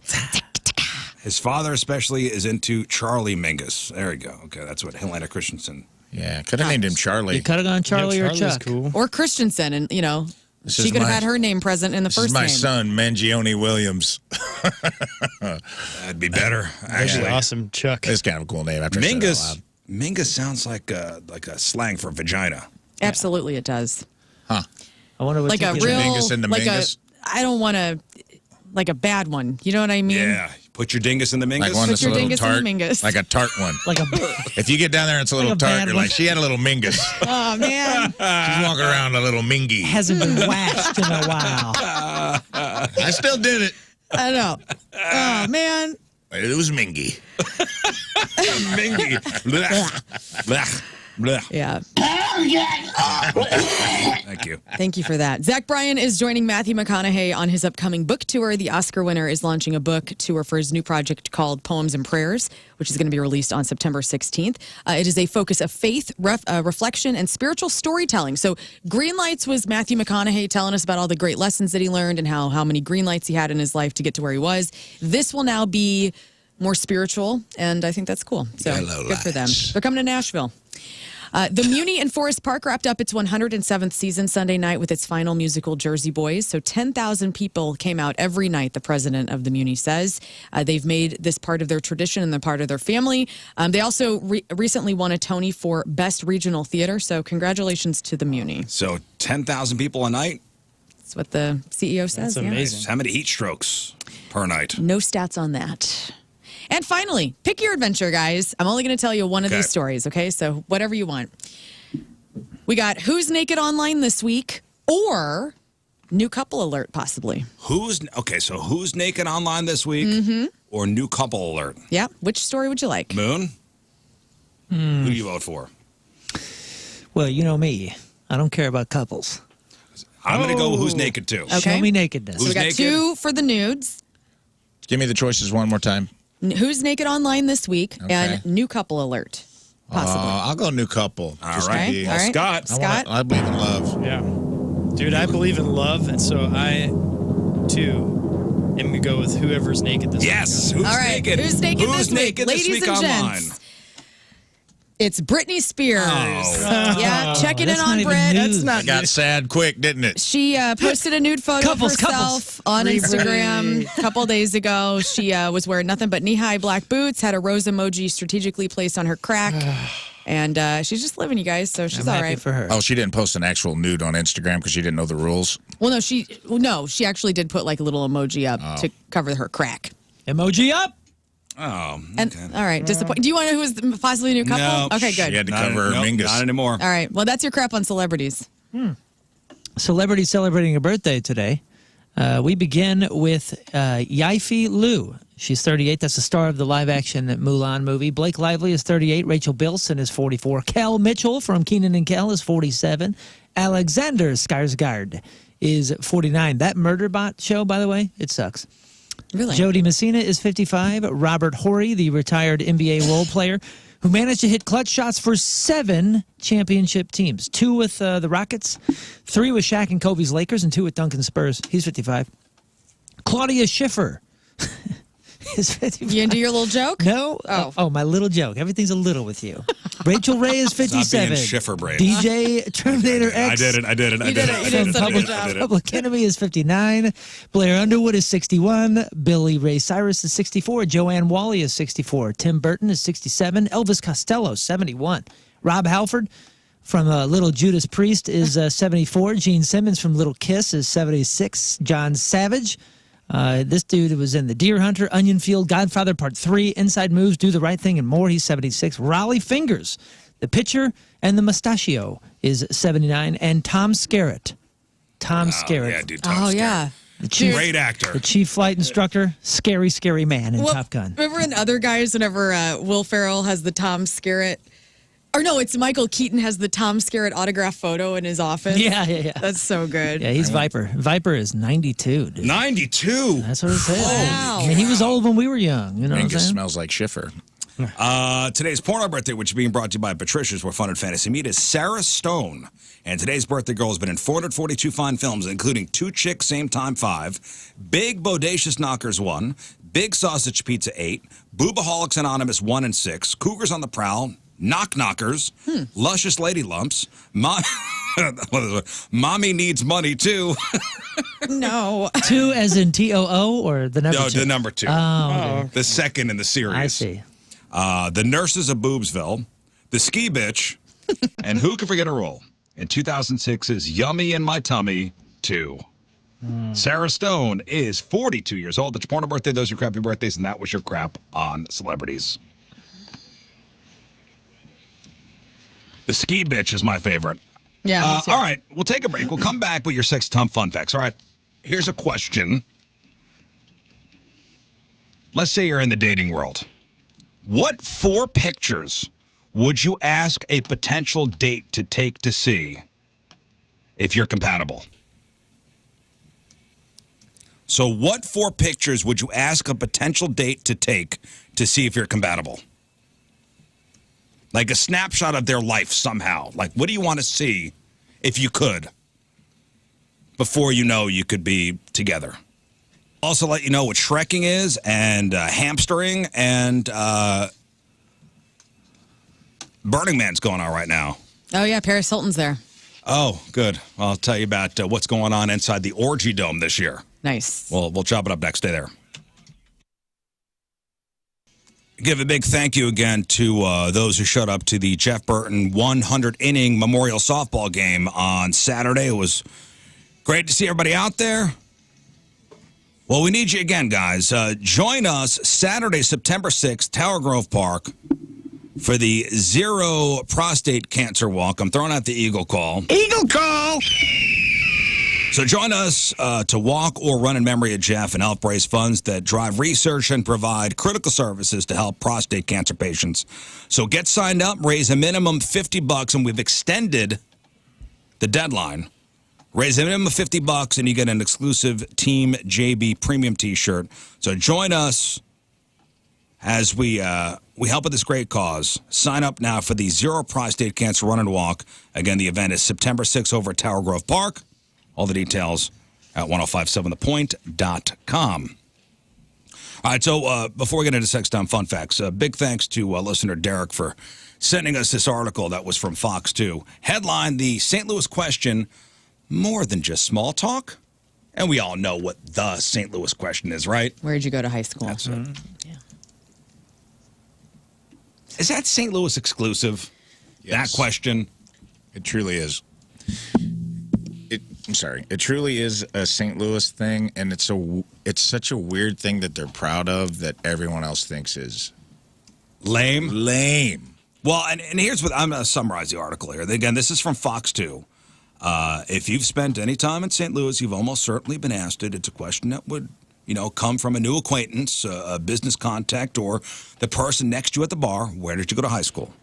To outsiders, it could seem very odd, even intrusive. But for St. Louis people, it's a cultural touchstone. Mm-hmm. Yeah, but it's sensible. It's a loaded icebreaker. It makes sense. That goes far deeper than simple curiosity. What's the real story behind this regional obsession? Well, it allows us, for good and bad, it allows us to size you up in socioeconomic ways. That's 100% it. In cultural ways. I mean, it's like, That's and it. it's because of the way the city is built. I didn't think there was any controversy to that. It is. As far as like you get asked that question, and then it's just to figure out what your social and economic background is. Am I better than you? That's it. I mean, that's a negative way of looking at it, I suppose. But I think, I mean, What other connotation does socioeconomic have? So you're telling me that everybody that asked that question in St. Louis, They want to know is if doing you're, it so they can judge you. I'm doing it because I want to know if I know somebody that you know. That's Yeah, usually That's why That's normal. I'm going to say this. Regardless of socioeconomic background or how much money your parents had or something like that, there is a very big difference on North County and South County and West County.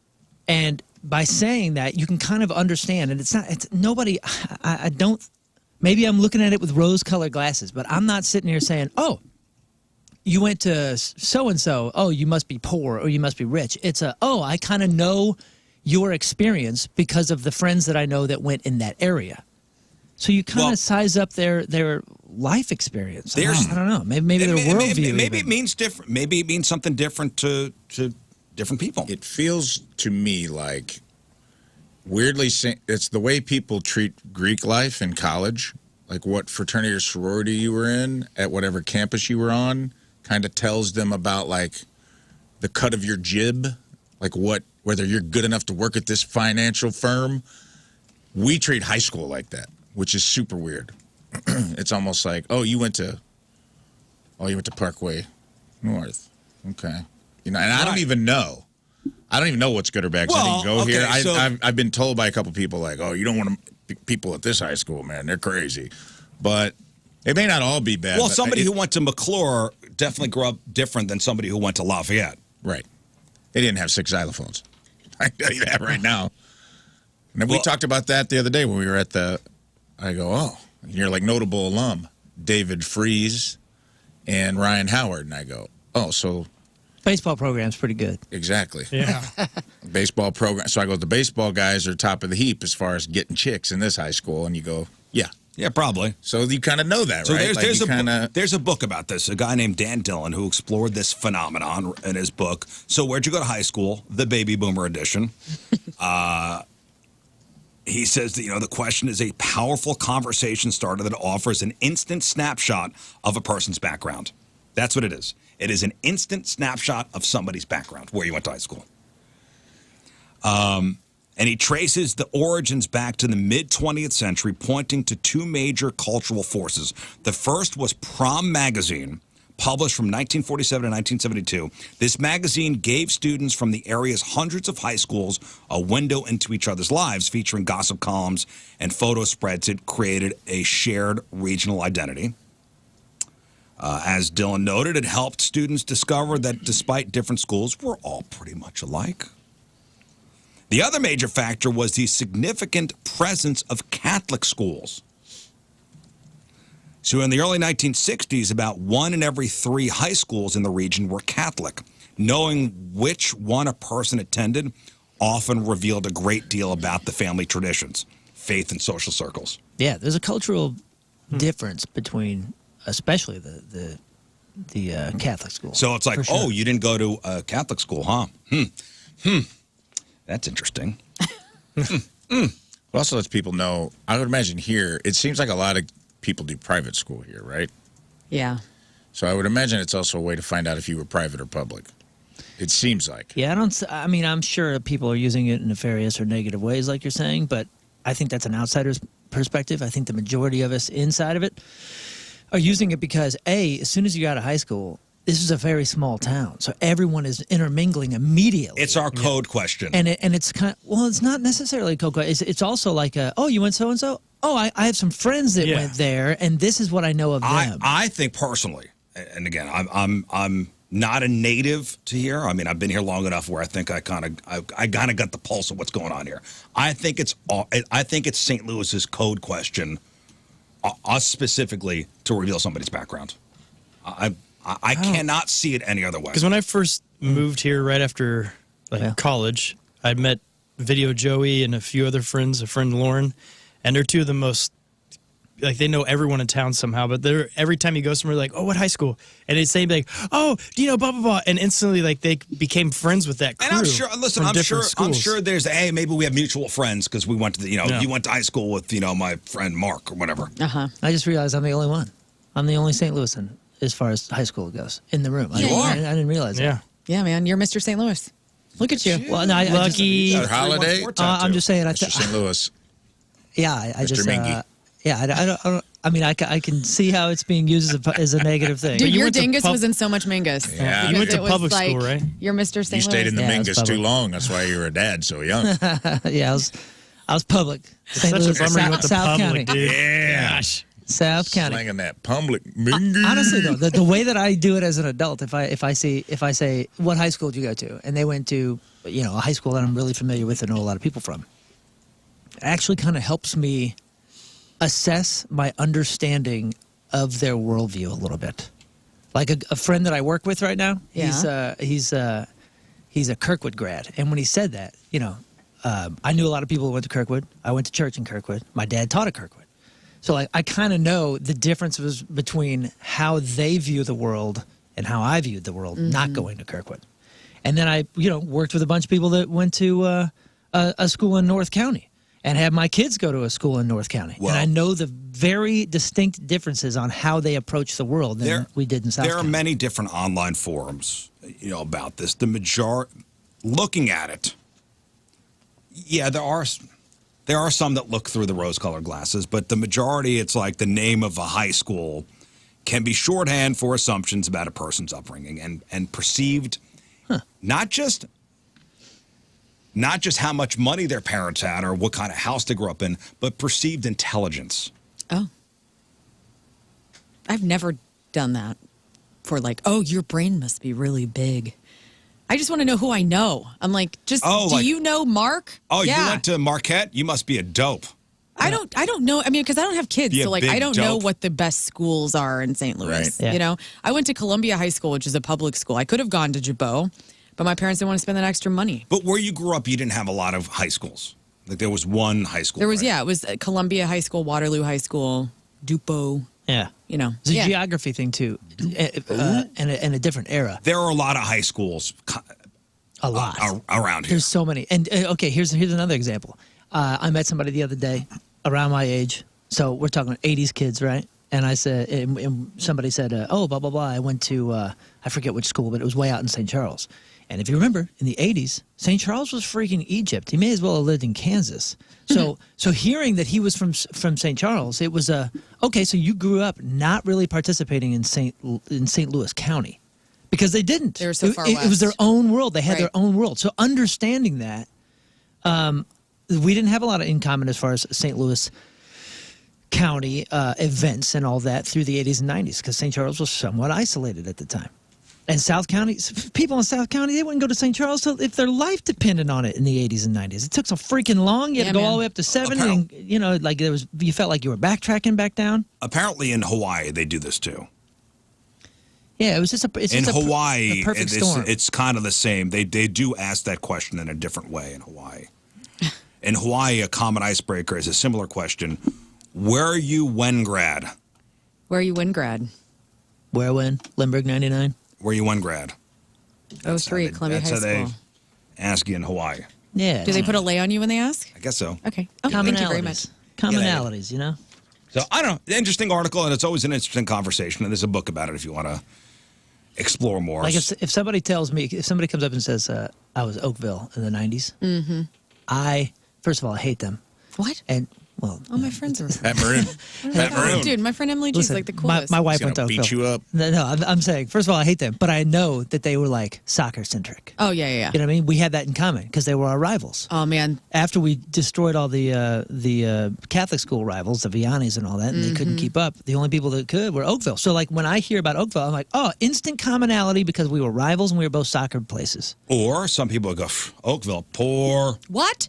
I don't know. Telegraph. I don't know. Again, I'm going commonalities. Means nothing to me. You're going negative. The people of Oakville are not poor. I just threw that out there. I don't know. I don't know anything about Oakville High Who School. are the South County. poorest? I don't know about I'm not saying there are poor. who are the I'm poor? just saying, like, anybody in the Oakville as Fox a District. whole What? is Look a- at you, Festus. Festus don't even count. I love you. Seckman? Seckman. I don't know anything. All I know is Talking to you, Bontaire. Isn't it funny though? Like we're so many years out of, like decades out of high school, but if I meet a bulldog from Waterloo, I still talk like Columbia Eagle trash to those people. Yeah. Like we got there so you many go. Waterloo What high school did you listeners. go to? Yeah, See? the rivals. Yeah, I'm a bulldog. Oh yeah, like caw, like I still get nuts on people when I go see them.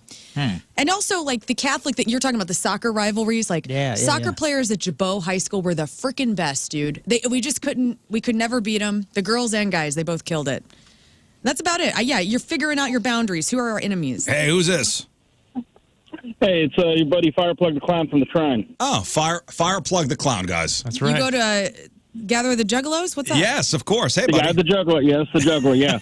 So I went to McClure back in the 90s, and it was, for us, it was more which team was the best sports team. Yeah, So that's why. So that's why you would ask. That's why we would. It's kind of like, hey, what school did you go to? Oh, we went to Normandy. Oh, okay, we beat you 3 times. So You know, it would stuff have like that. nothing to do with their socioeconomic status. I mean, a little bit. I mean, if you heard that the kid went to CBC, Crybaby College, or Right. That's what I was- Lafayette, or Right. Somebody went to DeSmet, huh? coming out. Vianney? Yeah, you could tell. Yeah. You guys probably bought your wins. must be- stuff like that. But must be nice. But Fireplug, if I'm hearing you right, all negative connotation. Either you sucked at sports, we kicked your ass, or crybaby college, or none of this is like, oh, you went to Normandy. You must be from. I bet you have a No. wonderful family. It's a little bit. Not with the North County schools. It's a it was little more. bit of a It was rub. more competition. No, it's you It went to was more DeSmet, you rich little bitch. Exactly. Right? Pretty A much. little bit of Yeah. what's the rub on this person? Yeah. Competition is positive to me. That's not negative. Yeah. Because North County schools were the powerhouses of the '90s in sports. So Interesting you think that. All right, well, thanks, buddy. I'll see you in October. Spoken like Fireplug diss. Spoken like a. yes, sir. You just spoken dissed like, a clown. Spoken like somebody from McClure. Tell ICP I say what's up. And that was the other all thing those too. clowns. We had different factions. North County didn't really know much about South County. South County didn't know much about North County. So there's a lot of differences there. It feels a little. They were in their weird. own world. It is bizarre to me being an outsider because it's like I don't care about.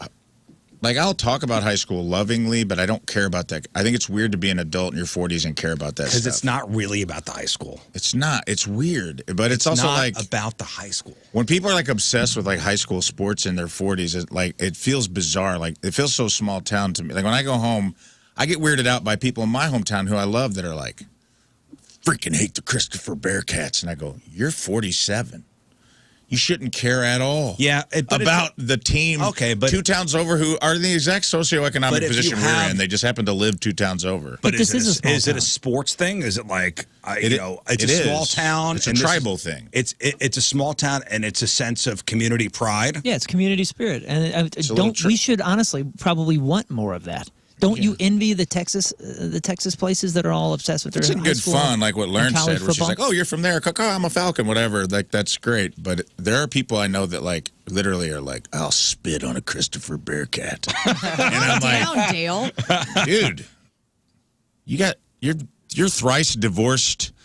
You got congestive heart failure. You got way bigger problems than the Christopher Bearcats man, he's right living now. for Friday nights, man. Yeah, dude. Are they It's like that always- Friday Night Light stuff. It's really bizarre. And Are this is the biggest city I've ever seen that has a small town mentality like that. It's very That's bizarre. what It's St. kind Louis of it's become endearing to me, but it took me a long time to get on board because That's I what St. didn't Louis get it. is. Biggest small town in the country. It's This is just very a small bizarre. town. We're living the exact same way. But I'm still of when you ask what high school you're I was a graduate homeschooled. of, you are not asking. You don't care about what high school you really went to. You care about where it was. Yeah, like why don't we just ask them like, where did you grow up? Show me your bank statements. I remember somebody asked me that for the first time. I went Clarkstown South High School. Go Vikings. Like, where's that? oh God, I don't know how I feel about this guy. I don't trust him. To you? I don't trust Oh, him. an outsider, eh? I don't trust him. Well, Moon, a caller, Curtis, said that he's a 2000 state champ in soccer from Oakville and that you could suck it. What? I did. Yeah. They were good. They were the only ones that could compete. Yeah. They were a rival for a reason. Gotta respect it. But when I hear somebody say that they're from there, there is like this, like this, you know, That's like awesome. this friendly sort of. Oh, you went to Rivalry. McClure? Settle down there, Fireplug the Clown. Well, it was fun because, you know, we were all a part of like the CYC leagues and all that, everybody coming up. And then you got to split. So the St. Simon kids go here, the St. Justin kids go here. I don't know. Listen, I enjoy, especially with the high school sports, like the sense of school pride. I don't know. Call me a cheeseball. Yeah. And honestly, on the whole, preparation age feels good. But on the whole, I think it's a positive thing that we do that in this town. I think it keeps it a small town vibe in this in kind of one of the last cool ways. And I understand, you know, we're judging each other, but that's human nature here and there. That's a small part of it. But I think the majority of it's pretty cool. And like Scott said, you know, people use it to like, oh my gosh, I know so and so, or oh, there was a big happening back in the '90s with that school, and it's a commonality. Well, I guess there's a line for me. You made a good point about civic pride because I also get annoyed. I'll catch people, especially where I'm from, and dude, I get where we're from, and it's okay to be self-deprecating. But I'll see a lot of times you ask people like, "What? Oh, I'm from Breeze, modern day. We got a Dairy Queen, and it's like everybody wants to crap on their hometown too. You know what I mean? Yeah. You meet people like that when they're like, "Oh, I'm from you know where I'm from? A giant turd. That's where I'm from." And I'm just like, okay. I mean, like it's still you made it. You're alive. Your parents kept you alive. I think there's a happy medium between like being too proud of where you're from to where it becomes weird, or being too ashamed of it. I think too. what we found out today is, you know, that question, where did you go to high school, has different meanings for different people. All negative. Wow. All negative, yes. All right, well, we'll take a break. We'll get into Sex Time Fun Facts next. And it's sponsored by Patricia's, where fun and fantasy meet. All right, so here's a question. What 4 pictures would you ask a potential date to take to see if you're compatible? So, in other words, if there is something you could know about this person before you find out if this is going to go further, what would you want to know? I would want to see a photo of these 3 things. Okay. The bathtub. Okay, great. I want to see it. Not the toilet, the bathtub. Bathtub. How clean is your bathtub? Yes. Second, closet. Just show me your closet. What does that look like? And then third, the interior of your car. Excellent answers. Thank you. I wrote down inside of your microwave. I think that is a That is window good in the one. soul. Absolutely it is. Is it clean? Is it clean? If the inside of your microwave is gross, this is not going to work out. So you're telling me that something exploded in your microwave and you didn't immediately take a wet paper towel just to wipe it down? Right. No, I've let that cook 20 more times, all of the splashage that's all over the window. I would like to see how they hang their toilet paper roll. We're an overcoat. Overhand Thank God. or underhand. Yeah. Okay. That's the first one that isn't based on cleanliness. I just want to make that note. All 3 of hers I'm assuming, have to do with like, Oh, hell yeah.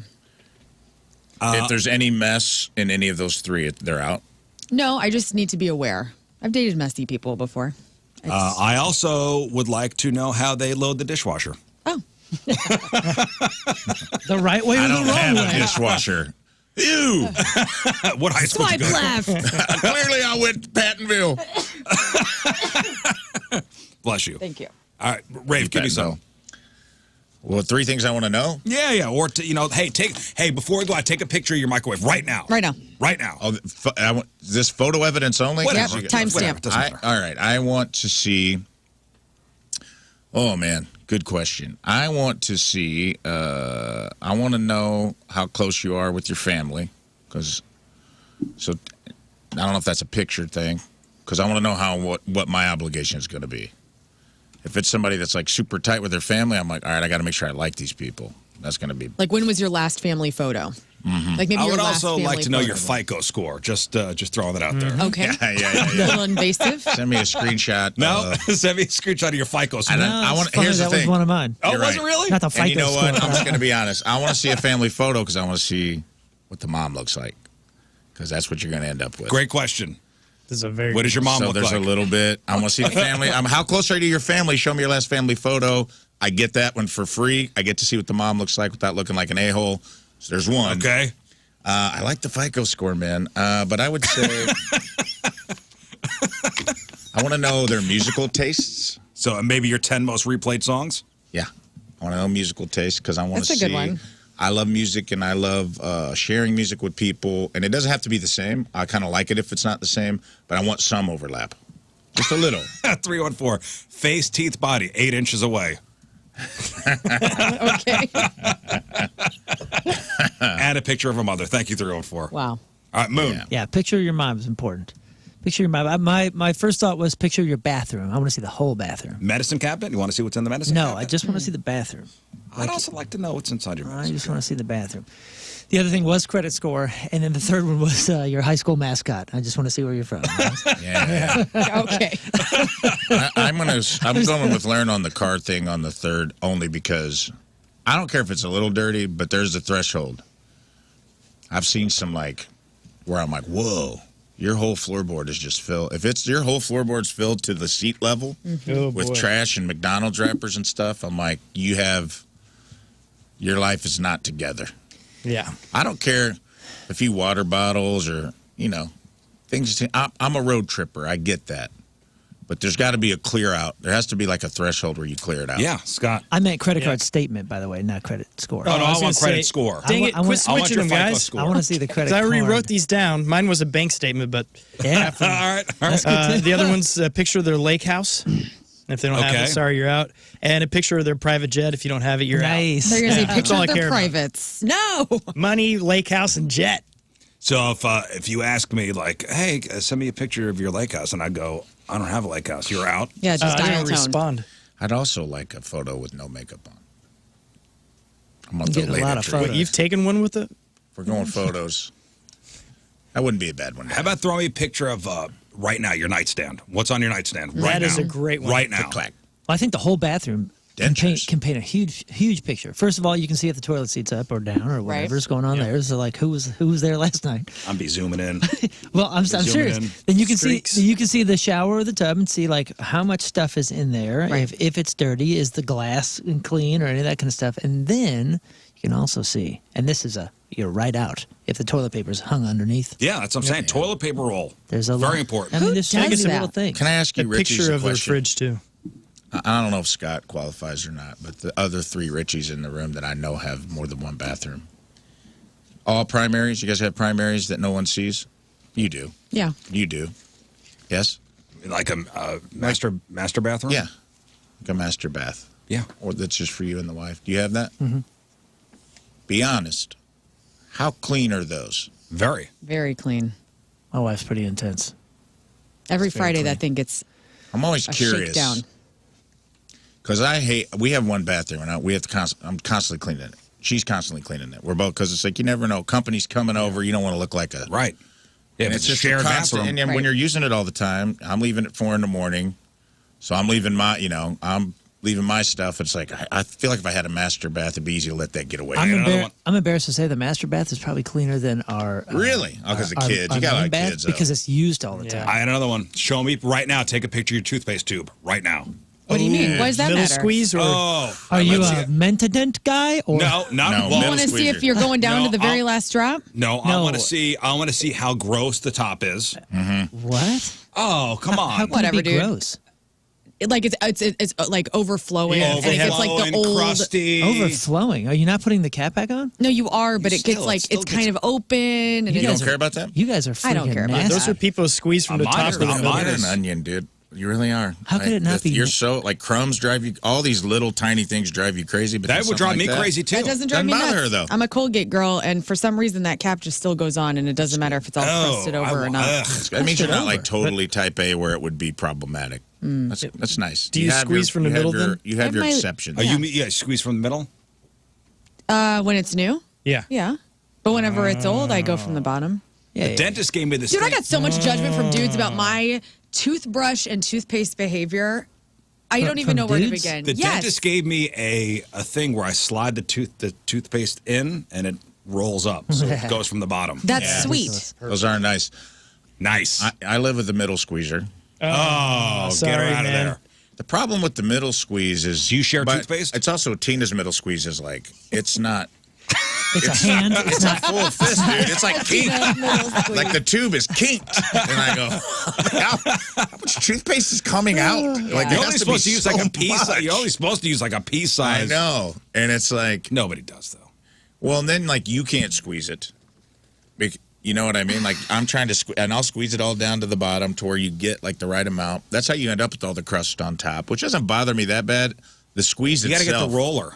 I want that. We have one. I still don't know what how you're getting crust anywhere. Like I mean, because when you put where do you put the toothpaste? Where's it go? Ours goes in a drawer, and if Yeah. it was something, if there were remnants, it would be all over the drawer. That's Right. disgusting. Do you share toothpaste with your wife? Yeah, sometimes, but we have right now we kind of have our own because I'm trying this new one. But yeah, we share. I do the Colgate Ultra White that stands up on its end. Yep. Where you can, it has the cap that like opens. It's Yeah, not yeah. like the screw top Right. because you can get a lot better control. Also, show me a picture of your thermostat. Oh, dude, good I one. want to see Great where that's question. If it's on 75, get the hell out of here. Yeah. at. I want to see where that's We'll at. never see each other. I am again. not sleeping over. I am not sleeping over. That's a good one. Yeah, it is. These are not petty. No, These are not petty. These are basics. These are basics. Yeah. Credit card thing I want to see because like, are you in debt? I can also see your habits. Well, and thus your FICO You know what I mean? score. Give me your. Are we in like the 700s? Show me the. Here's another one. Show me a picture of the last 5 tips you left. Last 5 tips. I want to know. Nobody's going to have a photo of that. And I think that's something who's that gonna, can be changed. Oh, I and thought we were conditioned. living in a world where we could take We're living in photos of fantasy whatever. land. That's No, we something were that can be living- changed no, and it's like- No one's going Uh, to give you their bank statement either, but that's what we're asking for. But you can get that. You could take a screenshot of that if you really wanted to. Tips are different. You have to actually be out somewhere and tipping. You want to know if you're going to date a 20% girl? At minimum 20%, girl. That would be a turnoff to me if somebody's like, because that would let you know that they're like stingy. When was the last time you tipped less than 20%? And Anybody? I'm sure it was on something I probably shouldn't have tipped on anyway. the only time I would ever tip is if maybe I tip 10% on like, You would take out. That's what I'm not talking even about. take out. Like I went into a bakery on the hill and I got like some cookies and I tipped the girl like 10% on just basically ringing me up for cookies. Because the question came up. It came up and I was Bastards. like, I got to do it. I got to give her something. But that would be the only time. I did 15% at Linkin Park, and it was a Concession? a vendor. Yeah, Yeah, that's all But 15% is a hell of a lot. Yeah, that's a it lot. was a for that. lot, but it was the lowest option on Yeah. the tips, and I was like, oh god, I panicked, and I went, boop. 314 on the Schreier text line. If pet owners, I want to see the pet areas. I want to see where the dogs or cats and all the other That's good. Yeah. Yeah, I guess for a dog things owner, are fed. I want to see their backyard, like picture the backyard to see if they have one of those metal poles with the metal chain for the dog, to be connected to, or do they actually have a proper yard for their dog? I want to see if that area is maintained. Honestly, show me a video of your dog obeying your commands. Yeah. That is cool. 'Cause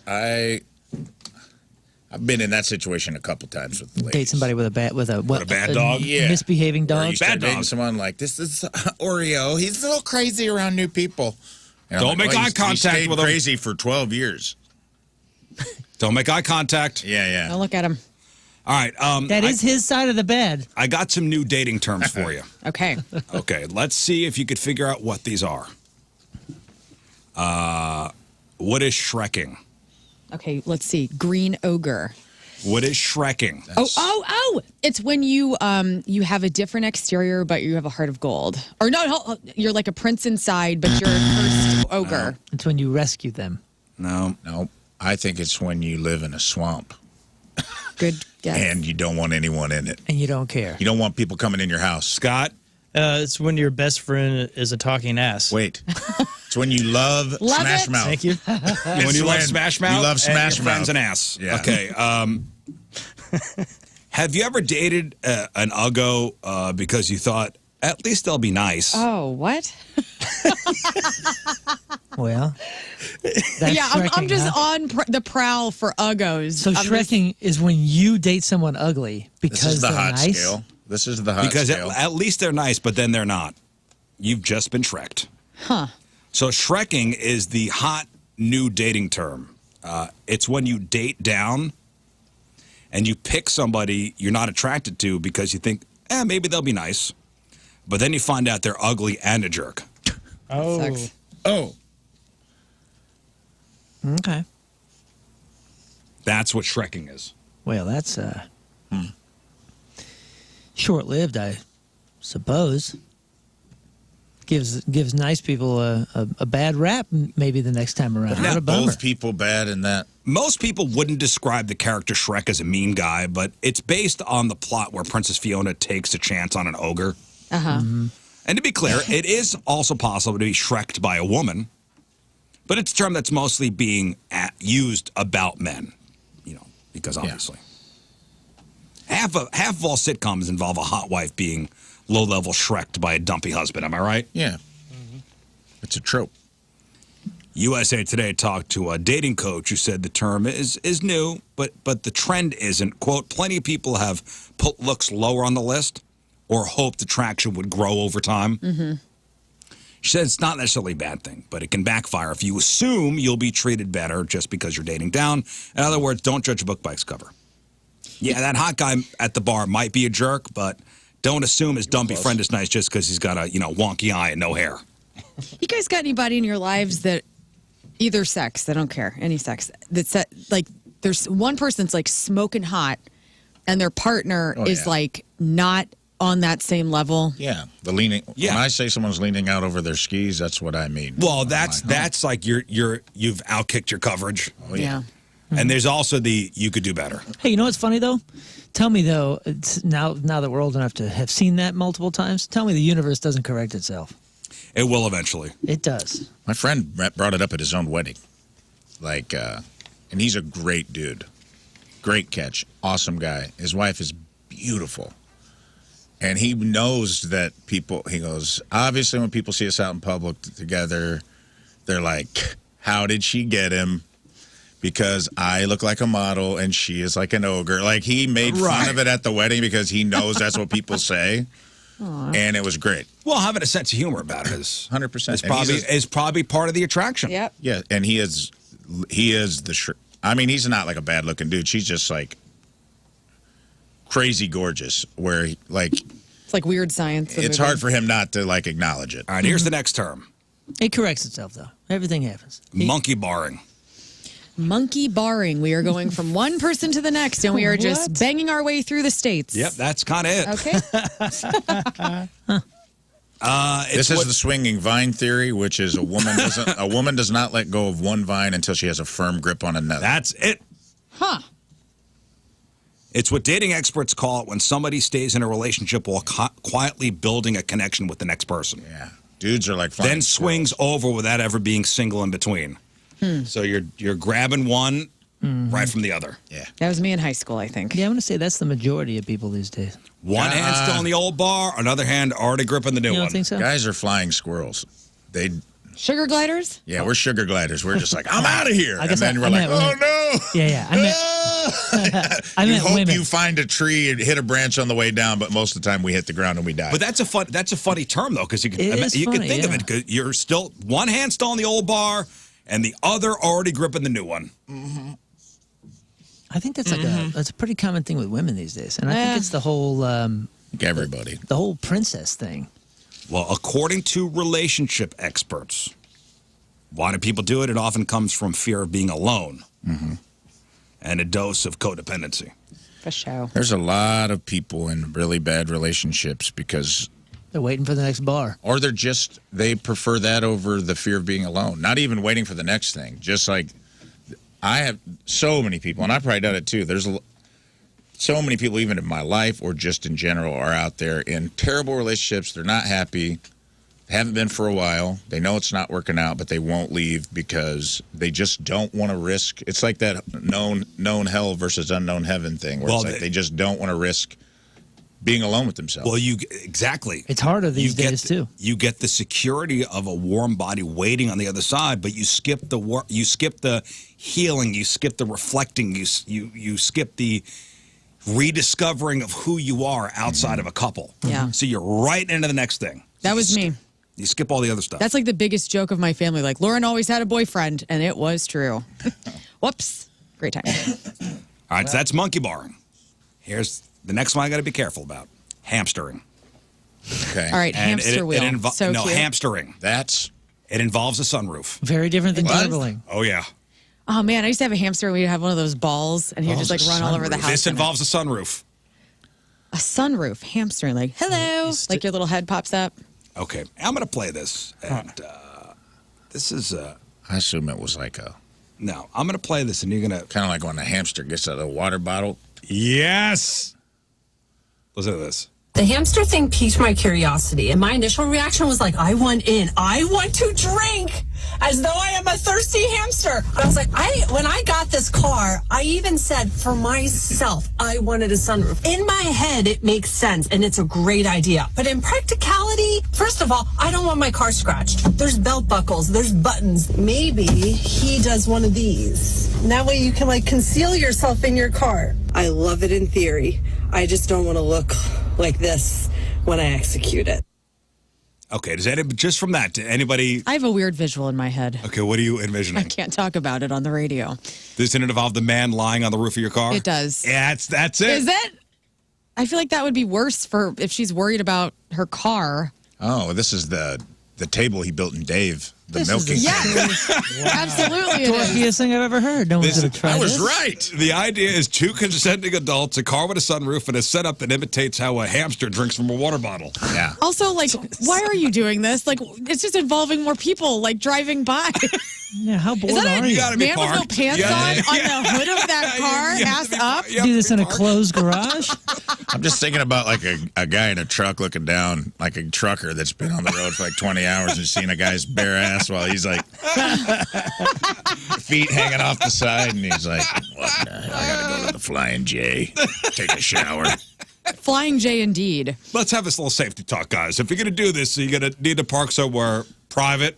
How old is the I'll tell you person what, that did that's a this trust video? exercise for the man too, because that sunroof can close quick. That's right. How old is this Don't- person? Don't blink. It looks like maybe in their 30s. By the way, you know what's up there is that little motor grease. They got there's like a whole line of grease up there. You don't want to even put your hands up there. Also, You gotta like watch out every for hot bug is metal. up there. You know what I'm saying? Like the bugs that die and then their bug juice goes all over like the top of the car.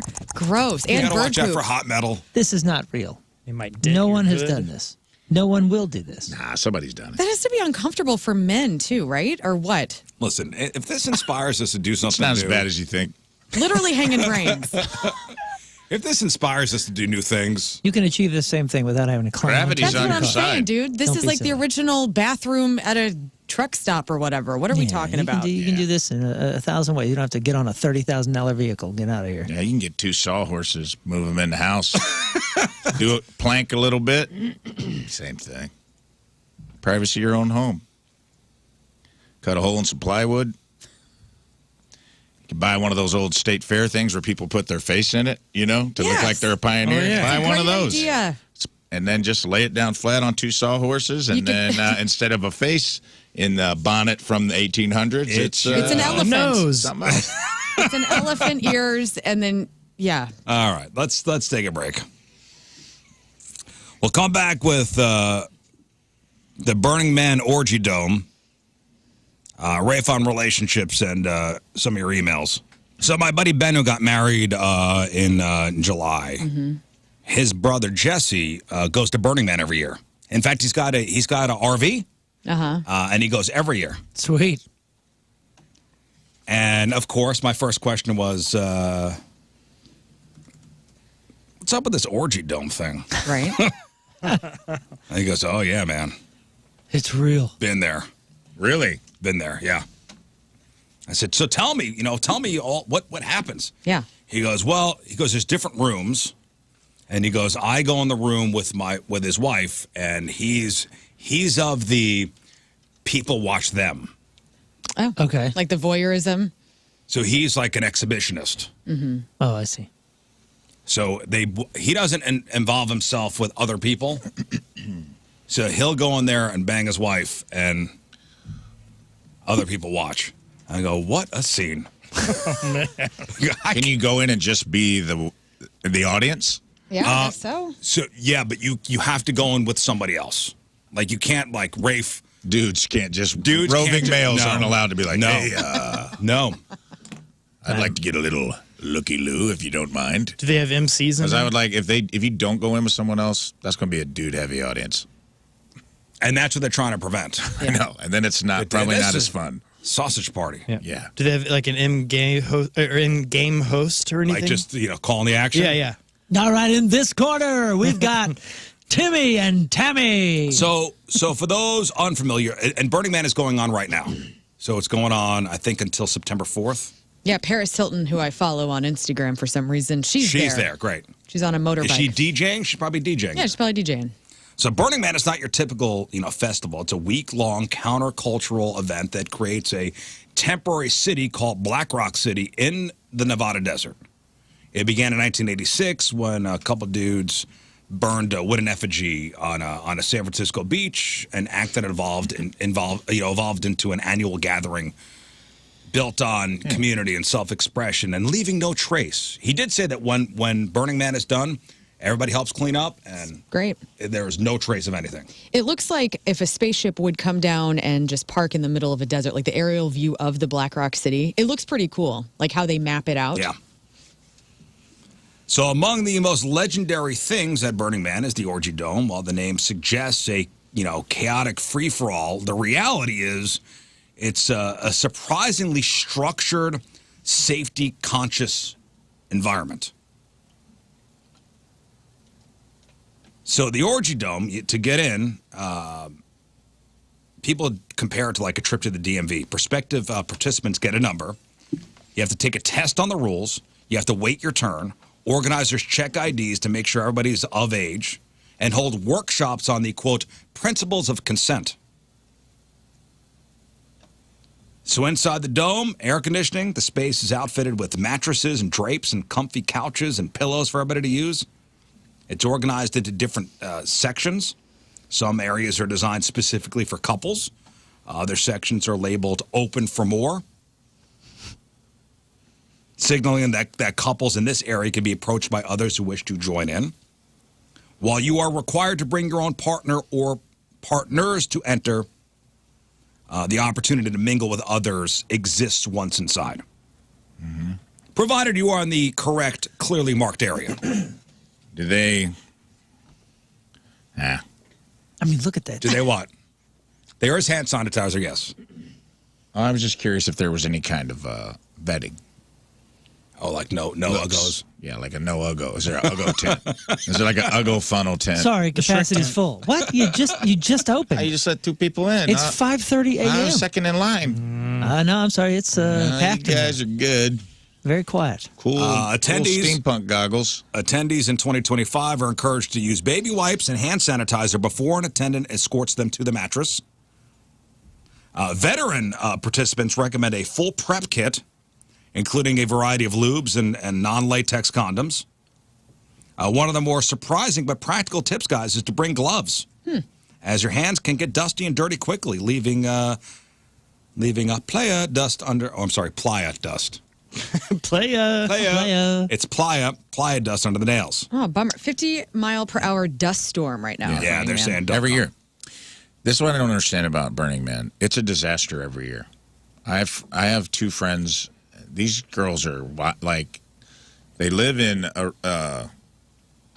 Puerto Rico 6 months out of the year and bartend and make all their money. They're out on dudes' yachts all the time. They're just living the life. And then they go to Burning Man and go to do all these like crazy concerts and stuff in the off season. They go every year, and every year they're like, "Oh, it's terrible." They're covered in dust. Then there's like rains and it's mud. Well, they that can't year with get the water. flood, I asked Jesse about the flooding year. Remember, they were having they called the National Guard in to help people out. Yeah. Mm-hmm. He goes, "Yeah, that sucked." I go, "Why?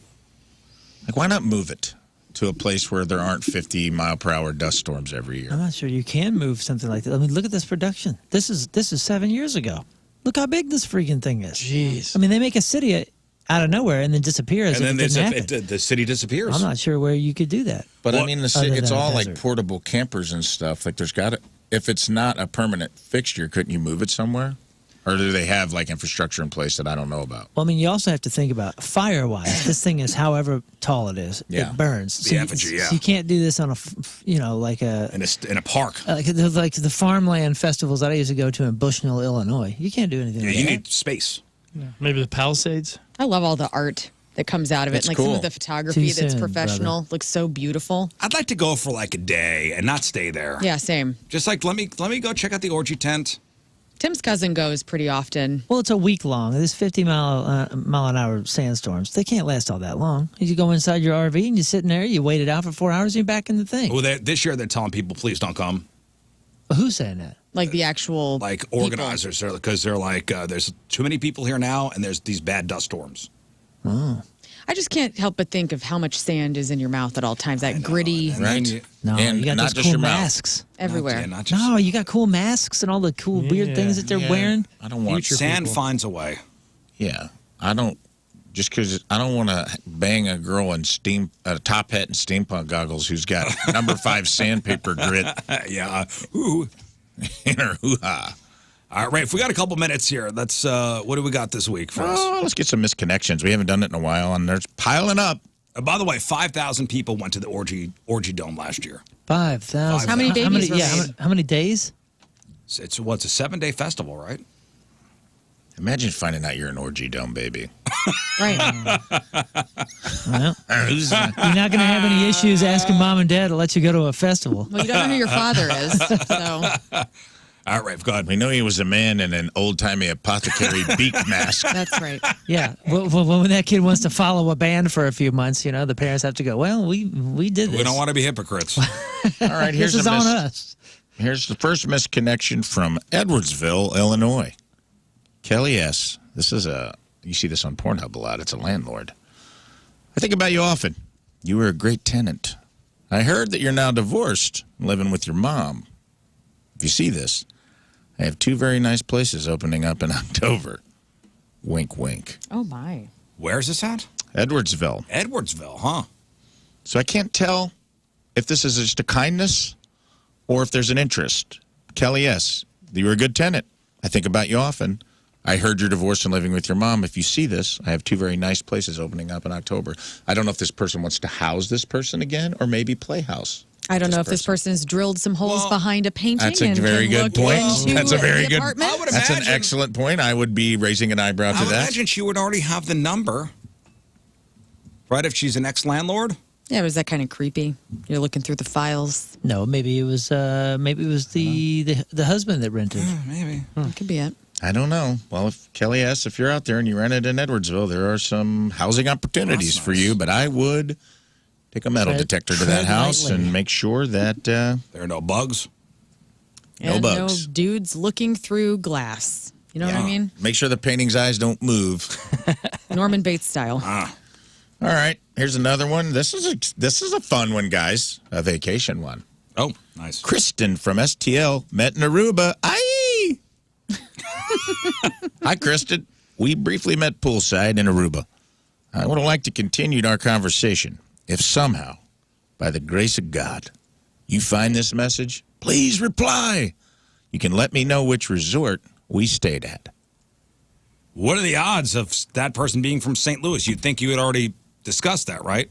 Yeah. So I'm assuming this is going to be identifiable because 2 St. Louis people met in Aruba. Right.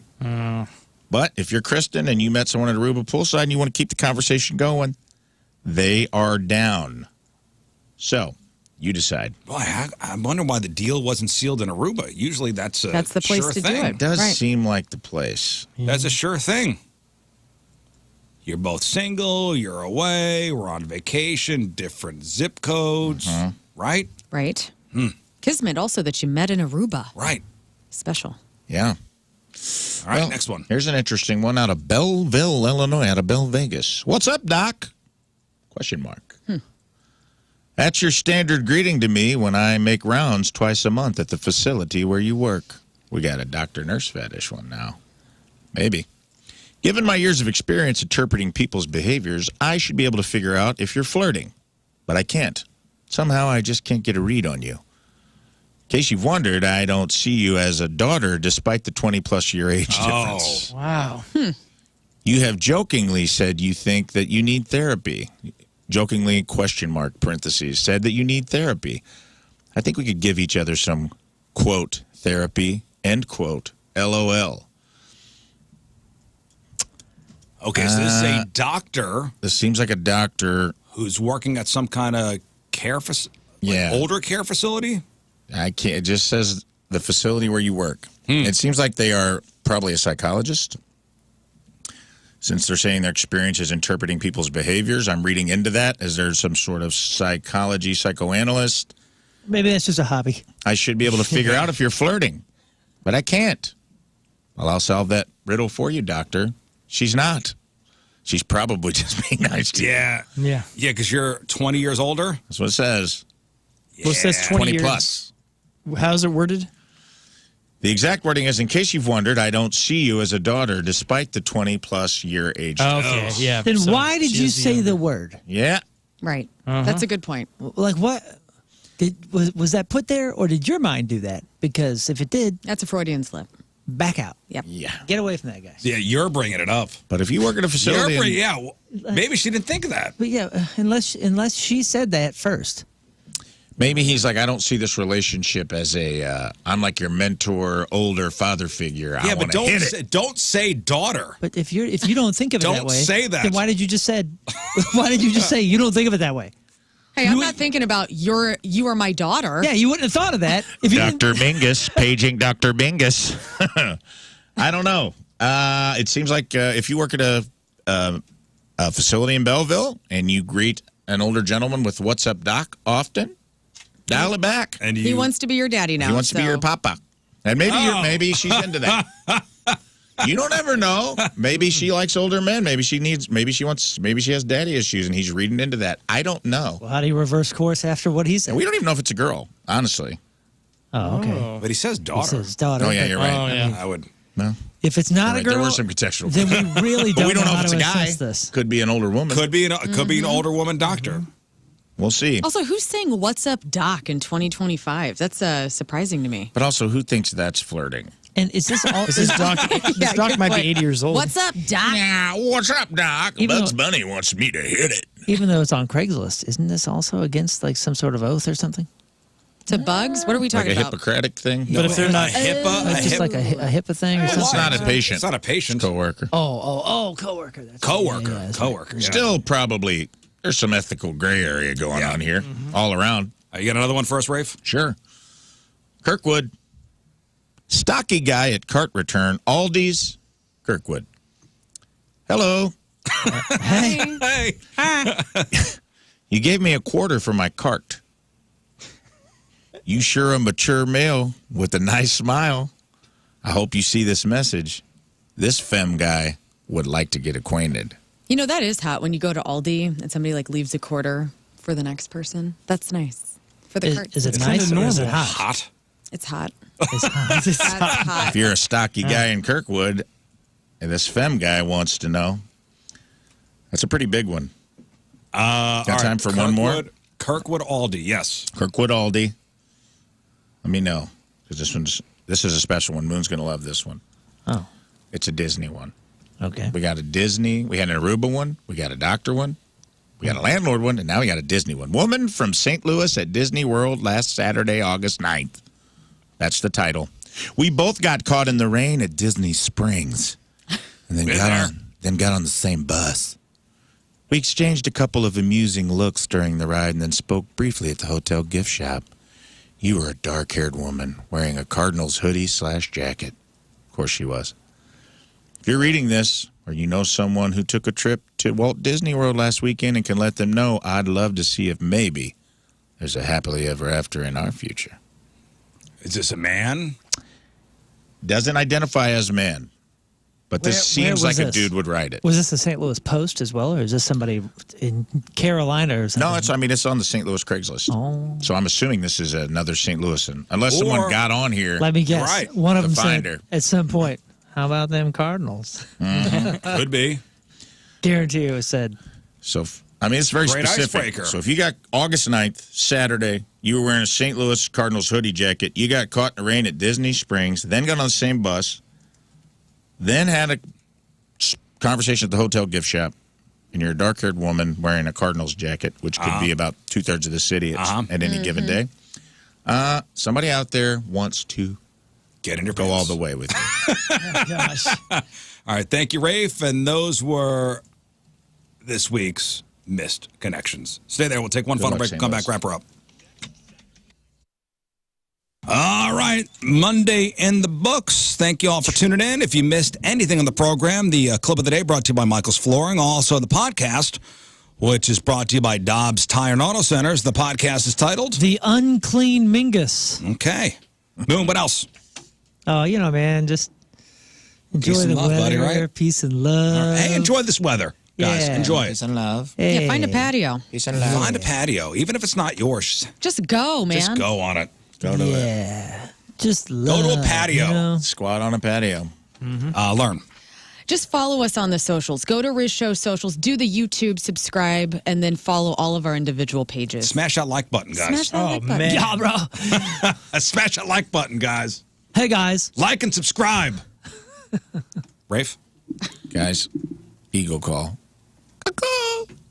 Let's sell out David Lee Roth. For real. No, you know what? I'm gonna be honest with you. Last minute tickets. Let's pack the fact. And for the one and only true lead singer of Van Halen. It's more room for me to dance. Yeah, I'll see you guys out there tonight, and there's a 50-50 chance I'll be here tomorrow. Okay, well, you better be here tomorrow. Scott. Yeah, I'm going to be posting a lot of pictures of me outside, so you can follow King Squat on the patio. Nice. Squatter's right. King It's gonna be Squad. good. Yeah. Hey, I want to say happy birthday. I know we don't do birthday shout-outs to our buddy Polo Asensio. Como soñamos or whatever. What is Nope. it? Oh. Feliz You just said cumpleaños. something pretty racist, I Pollo think. No, loco. I did not. That's pretty loco smooth. What pollo. is it? Copa, Cumpleaños Just say Copacabana feliz. and move on. Feliz cumpleaños. Feliz So cumpleaños. close. I can't speak Did I Spanish. get it right? well. So close. Killing it. Yeah, you got it, boss. Happy birthday, mi amigo. Happy birthday, pal. Love you. All right, we'll leave you with a selection from our Teamers Member of the Day, brought to you by Hot Shot Sports Bar. Go make Hot Shots your home for football weekends this season. HotShotsNet.com. From Redbud, Illinois, Sean Wigard is our Teamers Member of the Day, and he wants to hear this song. Have a great rest of the day. We'll see you tomorrow. Bye. Sean. The Rizzuto Show.